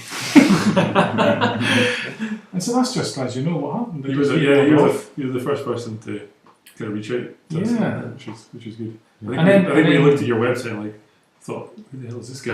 Right, his comics are insane. And we were like, alright, we'll give him a shot. I don't know, I've probably told you this before anyway, but after I met you, everything about all the comics you made sense to me. It's true, you kind of clicked that. Do you know what I mean? Like, until then I was like, this is insane. And I mean, actually, how many times have I said to you that my favourite comic of all time is that Concord one? Like, yeah, just, it's so good. It's just the face, honestly, the face that you've drawn, and it's just incredible. So good, you know. Yeah. And almost, I like to remember when you did those ones, like the 30 days one. What's that called? That thing that people do. Inktober. Inktober. There was 2. There was one where you'd been in a bus or something and somebody had bad breath. Yeah. In the back of the car. Yeah. And we were gutting ourselves at that. And then the other one I think you'd done that I really liked. Well, I do know it. It was Pencil Case. And you know, Pencil Case. Yeah. I really liked that. Nice. I feel like you're so prolific with everything that, you know, you cover such a wide range of like fictional stuff, observational stuff, like you know, the historical stuff even, you know, and I think that, you know, you've certainly built an oeuvre. You know. Yeah, like you were saying earlier, just the sort of meeting people and getting to know people that we wouldn't have necessarily. That's been great, hasn't it? It's been the most rewarding part of the day, more than any of the individual issues of that. Just the kind I don't care about the issues. going on the away trips to the conventions and stuff like that. It's just that's makes it very fun. sorry, but that's telling in that. Sorry to go back to your decap again, but you standing there, the kettle boiling, you telling the audience what was going on with this kettle, and your thought bubbles on there, and there was no comic there to print. Yeah. That was that event. Yeah. So that ties in with what you're saying. You don't care about. No, I don't. I do Yeah, actually. but it's not your main. Well, I mean, you can just trace an easy line. I mean, look at what I just did there in that show at Duncan and Jordanston. It was basically a PowerPoint with a slide every 10 seconds, and I had a wee story that went 10 seconds, and it was 8 minutes long. You know, that's like probably a natural development from what I did way back, with a few influences round the way of the other things I've done. You're never comfortable tying yourself down to something that's static. I think like a particular format. You know, you've made books, you've made comics, whatever, but you're always kind of just finding a way to make it a a live conversation. It seems to be your ultimate goal with stuff like that. Whatever artwork you're making, you kind of want to be there to discuss it at the same time. So what it's been since being in it and getting to know you, what was always interesting was that you two guys weren't even like comics guys wanting to make comics for you. You were making comics. You were artists. Your point of view, and even the way you've been talking tonight, it's very interesting, you know, because it's not like I love Frank Miller, you know. So you draw a load of pictures of ninjas, you know.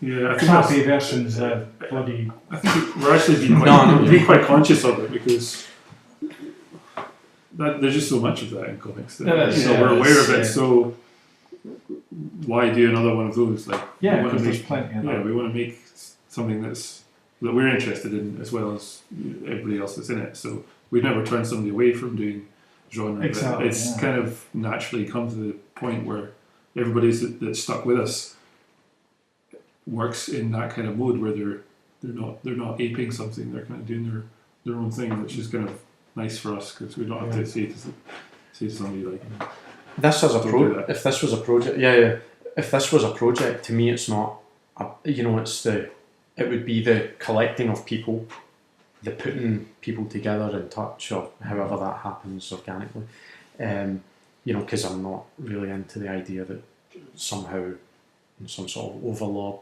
that's mastermind and all this. It's like, somebody, you emailed in, Ali was like, oh, I know this person, and and Andy was like, oh, Avro, and blah blah blah, and it just goes, and then Nori and Rebecca, and it's just like people come and go, and to me it was about just people are making comics in Dundee, but I never see them in any book form.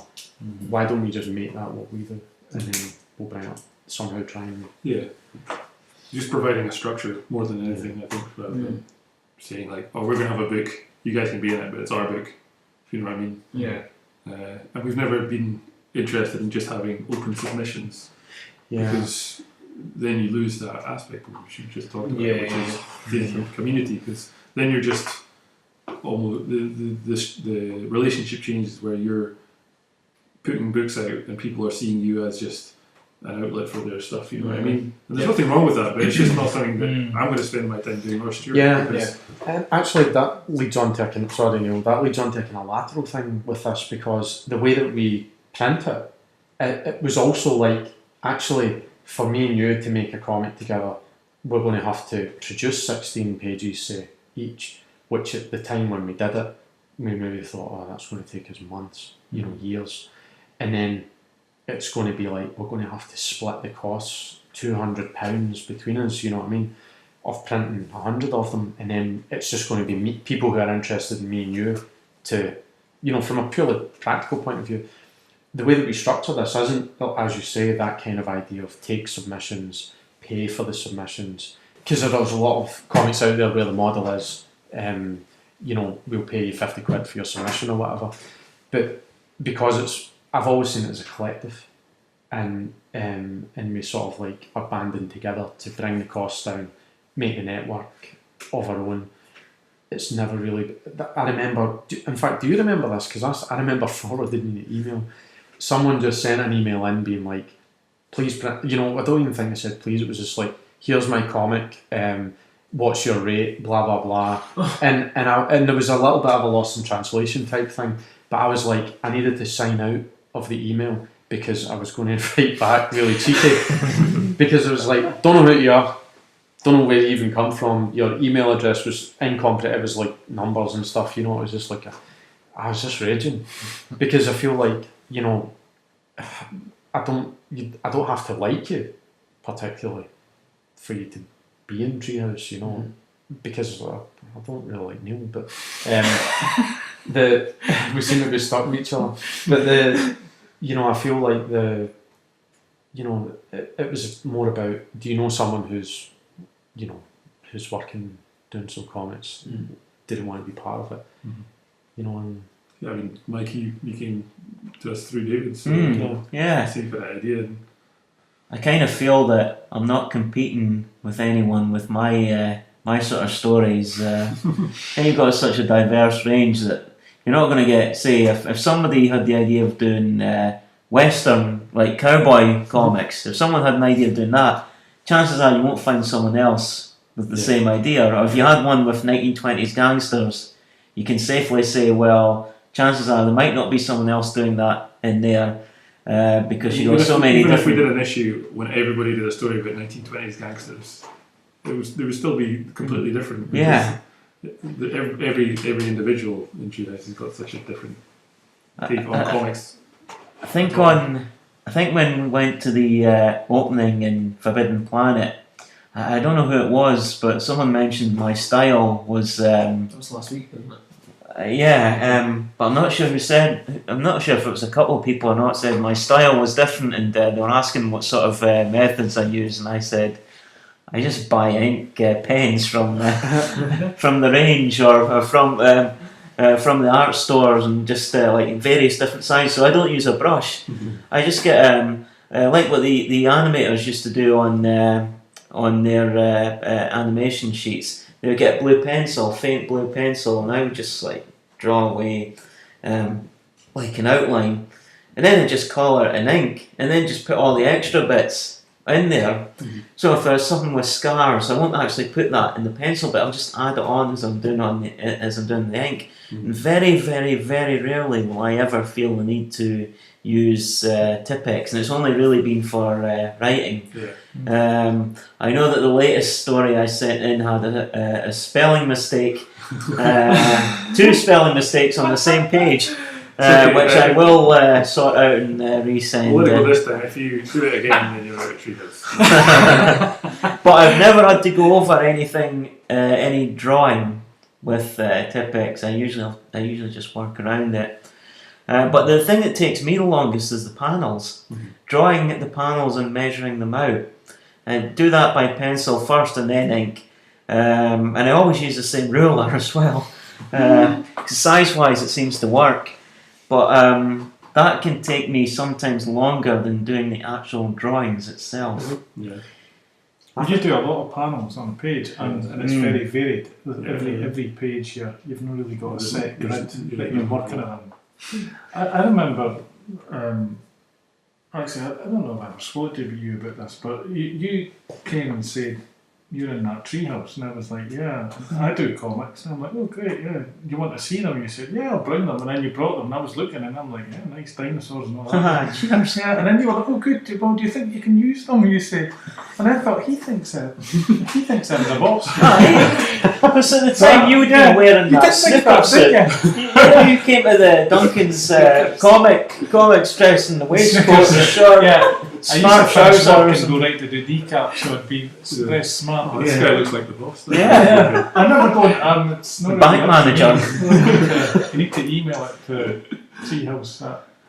Smoking a big cigar at the time. Executive who had a bowler cap as well. Did you not bring a suitcase? Or? No, it's someone else I know. Yeah, that's the good thing about this sort of Dundee comics scene, I think, because and with the artists, it's so small that eventually you just get to know everybody that's in. Yeah, you kind of stumble into each other and find each other inadvertently. It's nice. And then it's like wee bits here and there that people know about other things that are going on in Dundee, and you just kind of speak about it amongst each other.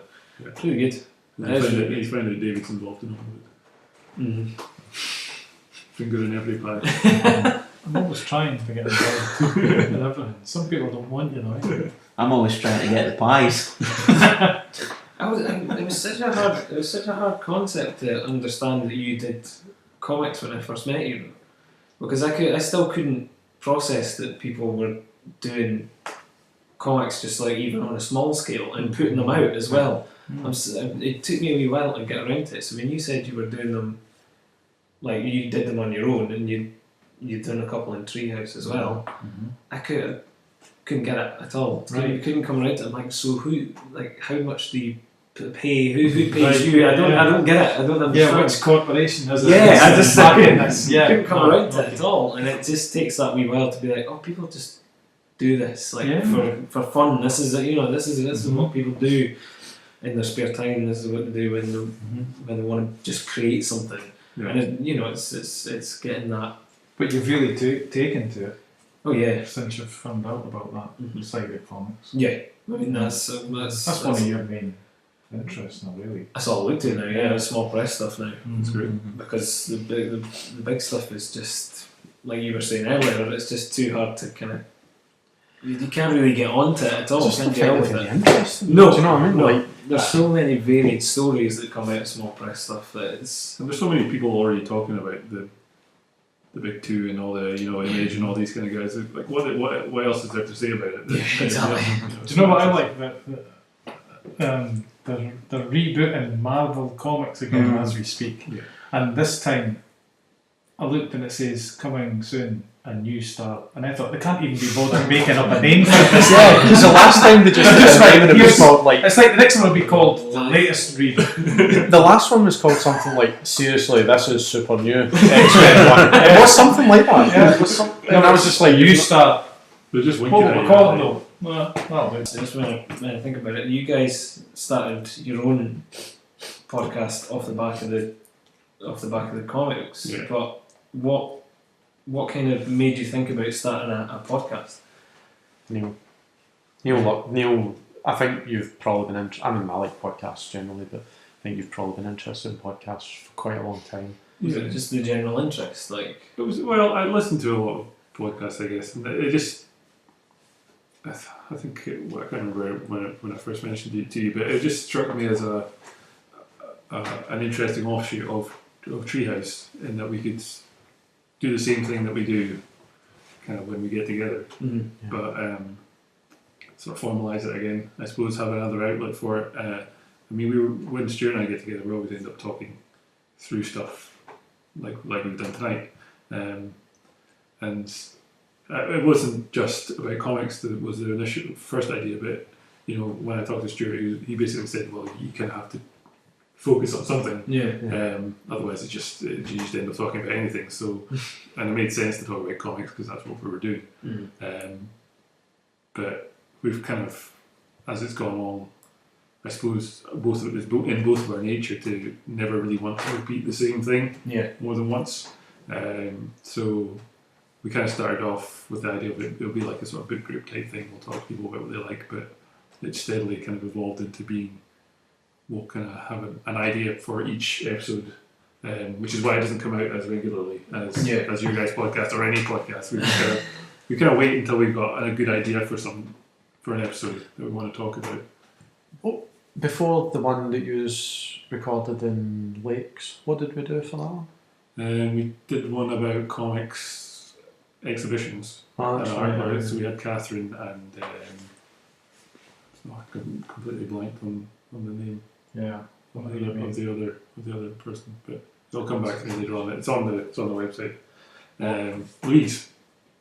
Oh, Louise from the she had done the master's course. Yeah. So so for that example, she set up an exhibition about comics at the TCCS, and Catherine had been involved in the book festival and doing the Ex Libris convention. And she also comes from an art background. Yeah, it comes from an art background. So that episode was all about we talked about Hubert, which is a comic about an art exhibition.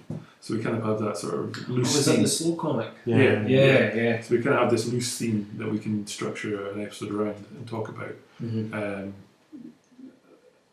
And like obviously the Lakes one with David is more about that experience. So it's got that ongoing nature to it, rather than just being like we're just going to talk about comics. Yeah. And not because that's not interesting. It's just because like we're not able to get together that often. So when we do, we kind of want it to be sort of its own contained thing as well to make it interesting for us. I suppose just kind of selfish. We could keep ourselves interested more than anything. I think we first started to experiment beyond the book group type thing when we went to Leeds last year, the year before. The one where it was me, Andy, and David. How many times have we been at the Top Bubble? 3 times. You've only been I've twice. only been twice. But remember we took the audio recorder and it didn't really feel right to be going round, and we thought we'd maybe chat to some people and then maybe just say, then we'd talk about being at the festival, which is what eventually happened with that. So that shows you the kind of length of gestation. And I've got audio that I recorded at the Louise's exhibition, which we had a wee section of Treehouse stuff, and there was other people's stuff all around there, and not interviewed, but just sort of got people's opinion. We never ended up using that in that episode, but yeah, I think I'm quite from my own point of view. I love podcasts, I love the form, and I also love the production of audio programs. I do enjoy that kind of thing.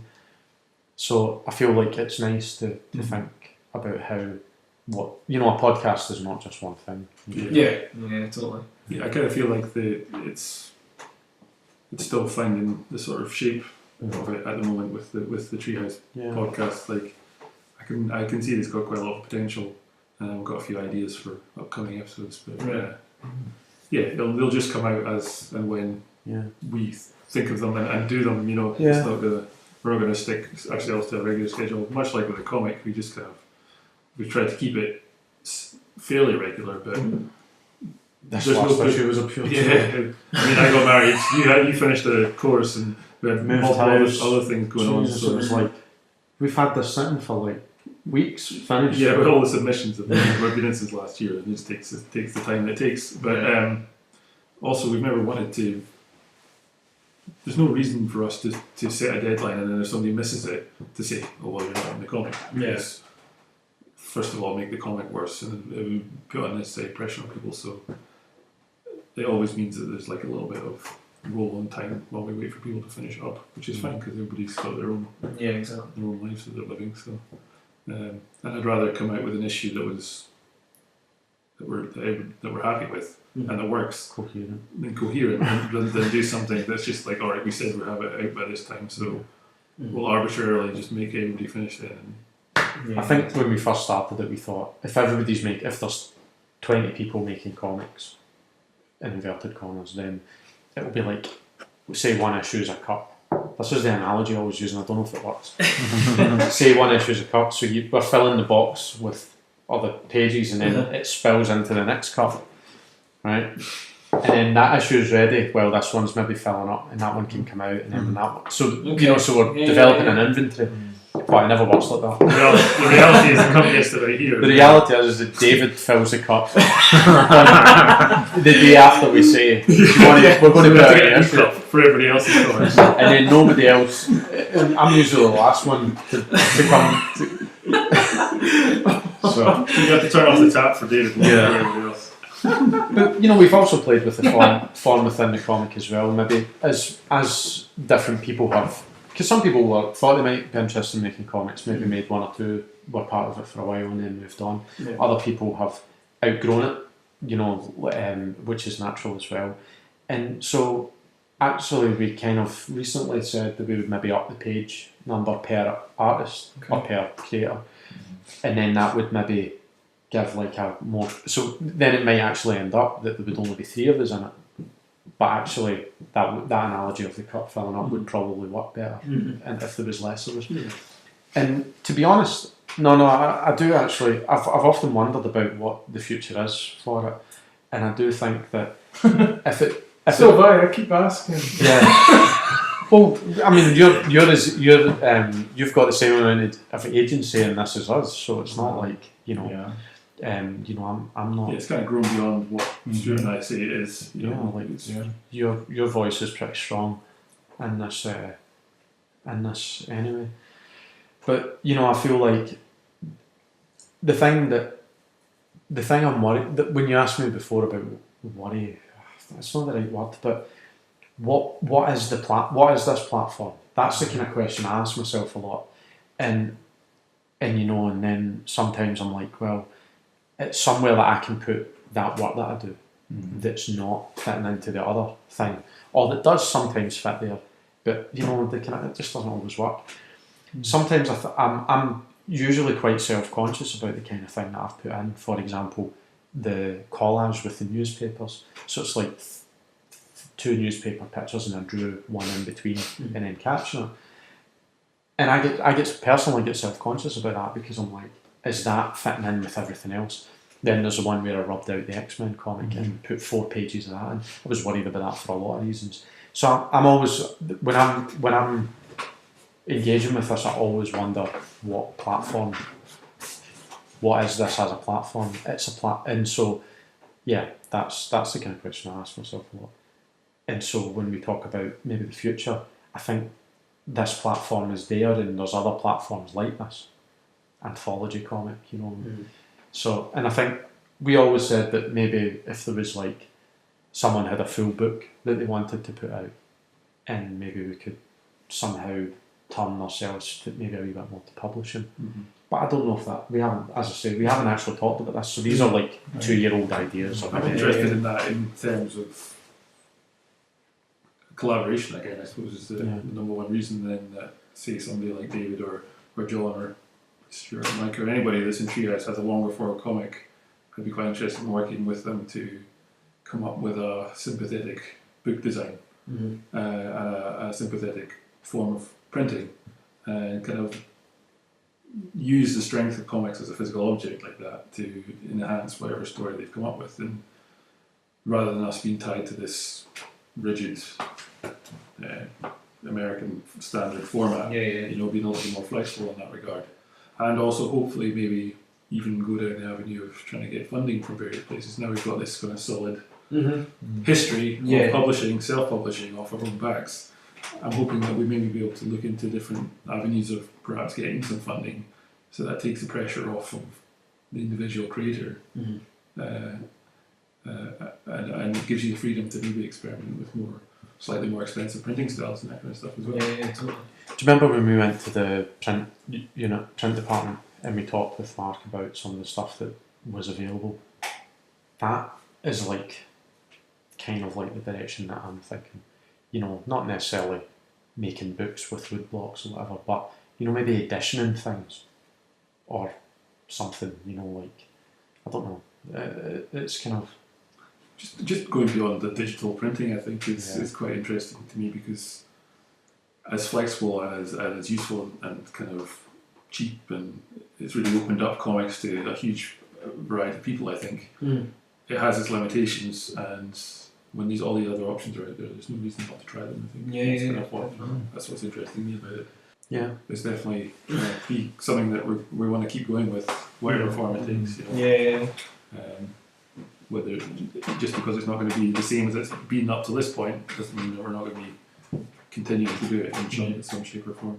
So have you guys got them, like the actual physical copies up for sale, or is it now a case that you take them out to like such as the launch at Forbidden Planet, or maybe set up a table at a convention or something like that? I gotta be honest, selling comics is probably the thing that neither of us is any good at all. It's the worst. It's definitely our weakest element of the whole venture.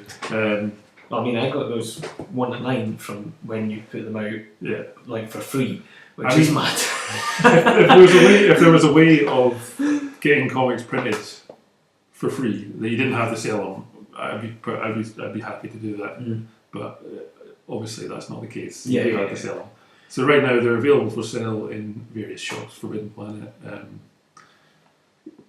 can't remember some of the others. We've had them in loads of shops over the years. The trouble is, there's one in London. I remember. Okay. This demonstrates how bad we are at keeping regular. Do you know the thing? You have, because it's just us. We'd have to be able to go around to all these shops and keep track of it and get money from them and stuff. So they're always technically for sale through us. Just contact us, and we'll either send you them or we'll tell you where you can buy them locally. But that's another thing I want to really try and do, is maybe try and sort of an online shop that's a bit more visible, so people can buy them like that. But also getting them into shops locally that are willing to stock this stuff. You said, for example, that Forbidden Planet in Glasgow doesn't even have an indie section now. Yeah, they don't have indie stuff last time I was through. Really? Yeah, I mean, it may have just been that. You know where the back, and then just as you go into the kind of back bit on the left, it wasn't there, and that was 2 weeks ago, 3 weeks ago. That's such a small shop though, that one. Yeah. But the reality of it is, like, when you're making this kind of comics, the main place you're going to sell them is at events, conventions. So you just have to kind of realise that that's the case, and if you want to sell them, you've got to go to these events. So you've got to. It's interesting actually, because I was going to say I'm more interested in like showing someone it and going, look at the stuff that we collectively have done, and this is where we're at, and this is what we do, and then having a conversation with someone. And like, to me, that is the end of it. You know, if you want to buy them, I mean, obviously, I feel like because of the way that we do it with the collective chipping in, but it never costs more than like 15 or 20 quid for us all to get them printed. And I know that's still an expense, but I feel like that's part of the... David, you once described it to me like you sort of had this epiphany that the money you spend on comics is like the money people spend on going to the pub and getting hammered. Yeah. It's like they spend 100 quid a week on getting pints. You spend it on getting your comics published, and it's just like how much you had that realization, the pressure dropped off you to actually make the money back, because you're like, oh, this is just what I spend my money on. I remember that because you said, when I said, you know, they're all getting drunk, and you went, yeah, they don't have to make that money back. Which I thought, yeah, exactly. So, I mean, we've never done this as a money making exercise. No, it doesn't. From what you've been saying through the whole meeting here, that's not what it's about, and that wasn't the point of the question. It was just like where it's most accessible for everybody. And obviously, we do want people to be able to get them. That's the whole point. So, a straightforward answer would be: if you're in Edinburgh, go to Forbidden Planet. If you're in Dundee, we'll hopefully try and get them back in the shops there. We don't have them right now, but probably the easiest way is just to go through Facebook. You actually are really good. You've got them all on your site. Or usually regular after the event. So Fred X Comics. So just contact us online and we'll sell them to you.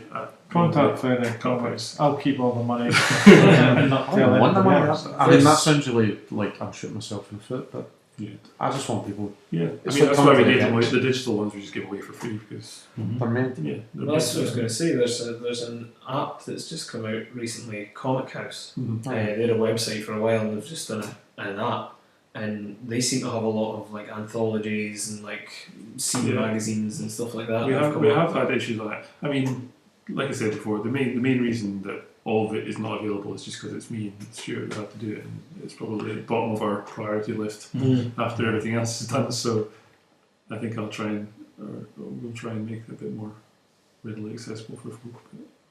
We'll just like start jumping them out of the window. Stash them in libraries. That's always an option, though, isn't it? I mean, there's going to be places where you're going to be able just to, you could literally stack them up and say free to take for anybody to have a look. You know, if it's more about showcasing like other people's work or whatever, and just showing it off as like, look at what our friends did kind of thing. When you give stuff away, physical things away for free, it's different for digital stuff, I think. But if you give something physically away for free, it kind of something weird happens in people's heads where they don't value it. It's worthless. Very true. So a nominal fee, I think, is always going to be important, but it's more just, I guess, finding the right place to have them where they're not just stuck in some shelf somewhere where nobody cares about it. But actually, like we had the launch in Forbidden Planet in Edinburgh, and they've been really good about, having it on display and lots of other small press stuff. So even if it's just one or two shops that have it, but knowing that people who find it there will actually see it in the right context is probably the most important way of having it, I think. I've always been much more interested in the events, actually. And I think when we did the events at first, we put a lot of energy into them. When we built the Treehouse and we put together even the wee campsite, tin roof. But then just like that, if you're having 4 of them a year, it can get a bit weary. You get a bit weary. Same with conventions as well. I think like if you go to every single convention of the year, you'll go mental. So do you know what? Actually, I really hate it. I used to be and that I hate it. I just hate sitting behind those tables. Yeah, I think my ideal convention experience would be just to have a big table where everybody leaves their comics and somebody stands behind and sells them, and then everybody else just mills around and gets the talks and stuff. Just never. I mean, I've talked. See, the people that I have talked to have thought, oh, well, wherever we've been, but I mean, that's been the highlight of the weekend or whatever. But some people are just downright, like, just unwilling to talk to you, they even look at you or say hello, And then there's this always a weird. I always feel like there's a weird. I'm not going to touch it because if I touch it, you're going to think I'm going to buy it type thing. And then I also feel like you're sitting behind a table and they're standing, so there's a very obvious power dynamic there that you've got to overcome. I mean, I've said stuff like, let's just take the table, imagine the table's there, and just move it back and we'll stand in front of it. Do you know what I mean? Or whatever it is, just somehow break that. Somehow, and I think that's just me being restless more than anything. But I feel like there's a lot of assumption. It's the same with art gallery exhibition. There's a lot of conceptions or conventions, as you would call it. This is how you do it. This is the way you put the frames up, and that kind of work goes in there. And, like, you don't show videos in that no, show them what you want. Stand where you want. Do what you want. And there's the feeling that if you haven't covered your table costs, then you've somehow failed. Yeah. Like you've not achieved what you came to set out to do. You haven't got your money back. It really bothered me actually that first time we were at Thought Bubble and some of the folk around us had travelled really far. I think there was some folk from Inverness actually as well, even further than here obviously. And I just didn't like the idea that because there's that kind of, they choose you. Does that make sense? Okay, yeah. Like you apply to do it and then they sort of like curate it or choose it or whatever, however they would call it. And then you pay all your money, you pay your 45 quid or your 90 quid or whatever it is for your table, half table, and you travel down there and you get your hotel for the Friday, the Saturday. So you're like already at like 300 quid, 400 quid, and then you sell 4 fucking comics. And then what I hate is the idea, that's fine if that's what you want to do, because that's what we've done. But we've obviously split it between like the 6 of us at one point. But the thing is that then I don't want this person or whoever it is going home thinking that's the model, that that's the only way they can sell the work or break into it or whatever it is. That's the thing that really upsets me about that model, because we were a bit like, oh, we'll just go down and we'll have a laugh and we'll meet people, and then sometimes you struggle to even talk to the person who's on the next table to you.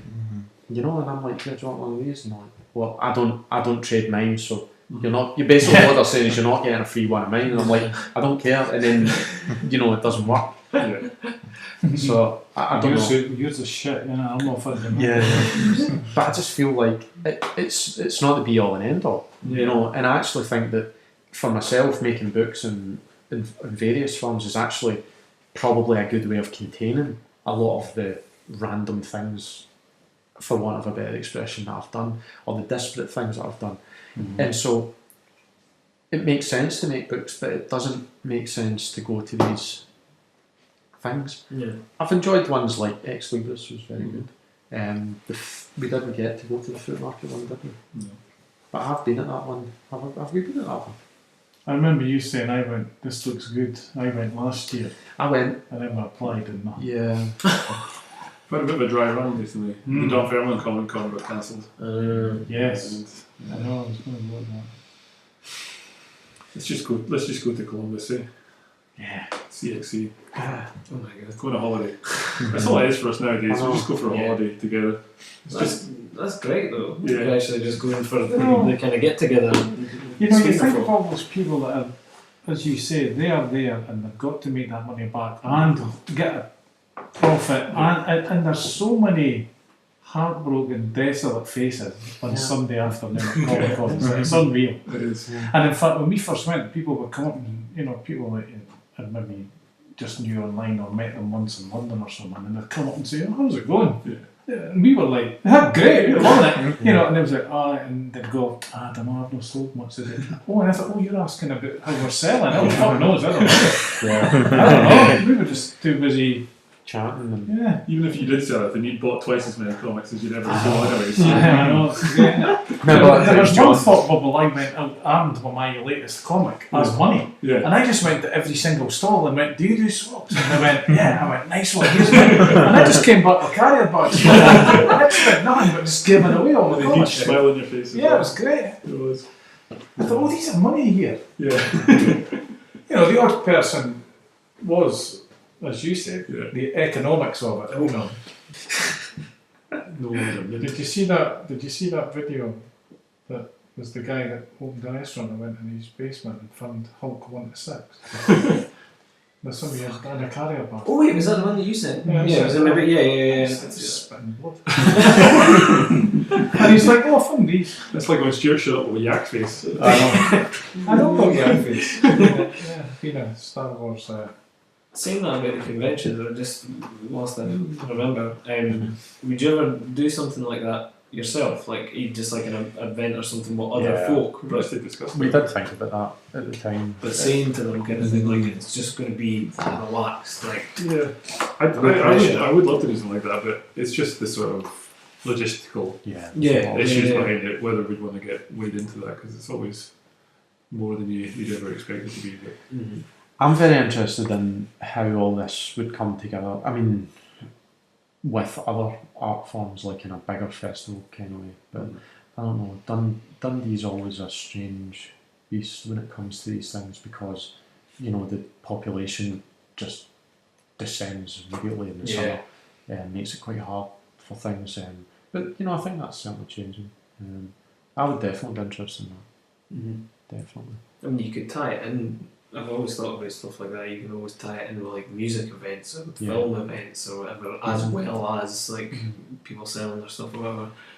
When John does his film adaptation of Terror from the Other Side, we'll have a wee launch.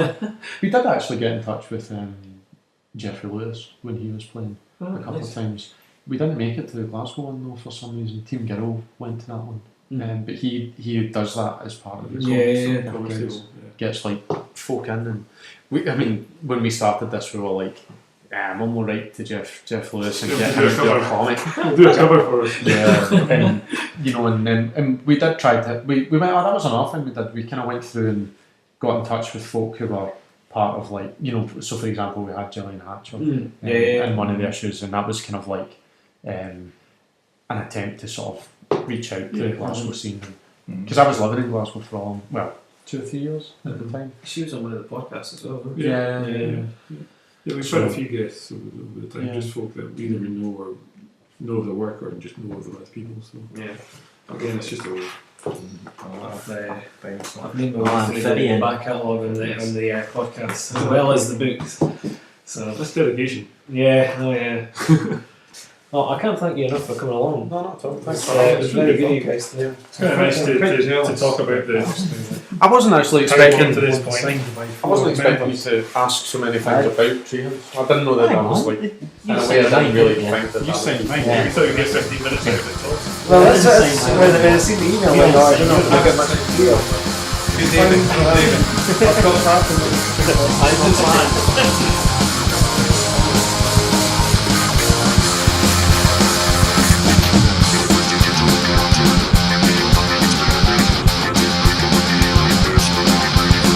To send us any comments or questions, or just to say hello, you can reach us by email at thatcomicsmell@gmail.com. We're also available on Instagram and Twitter at thatcomicsmell. Share the podcast with your friends and followers. We're available on YouTube, SoundCloud and iTunes. And don't forget to rate, review and subscribe. Thanks for listening.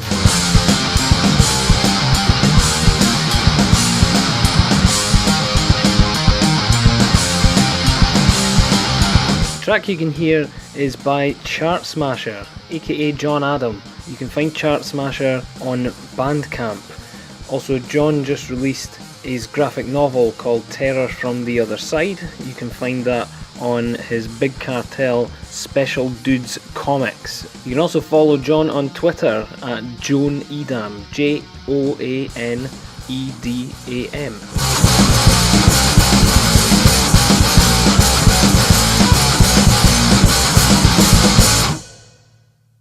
Hey folks, I just wanted to tell you that the British Podcast Awards are looking for their Listener's Choice Award, and you can actually vote for us there. It's a bit of a long shot because we're up against like every single podcast there is, but it would be nice to give it a go. So if you go to www.britishpodcastawards.com, and you should be able to find the Listener's Choice section. If you type in our name, it should come up straight away. and then you just put in your name, email address, and send it off. Thanks very much in advance for voting for us, and fingers crossed, eh?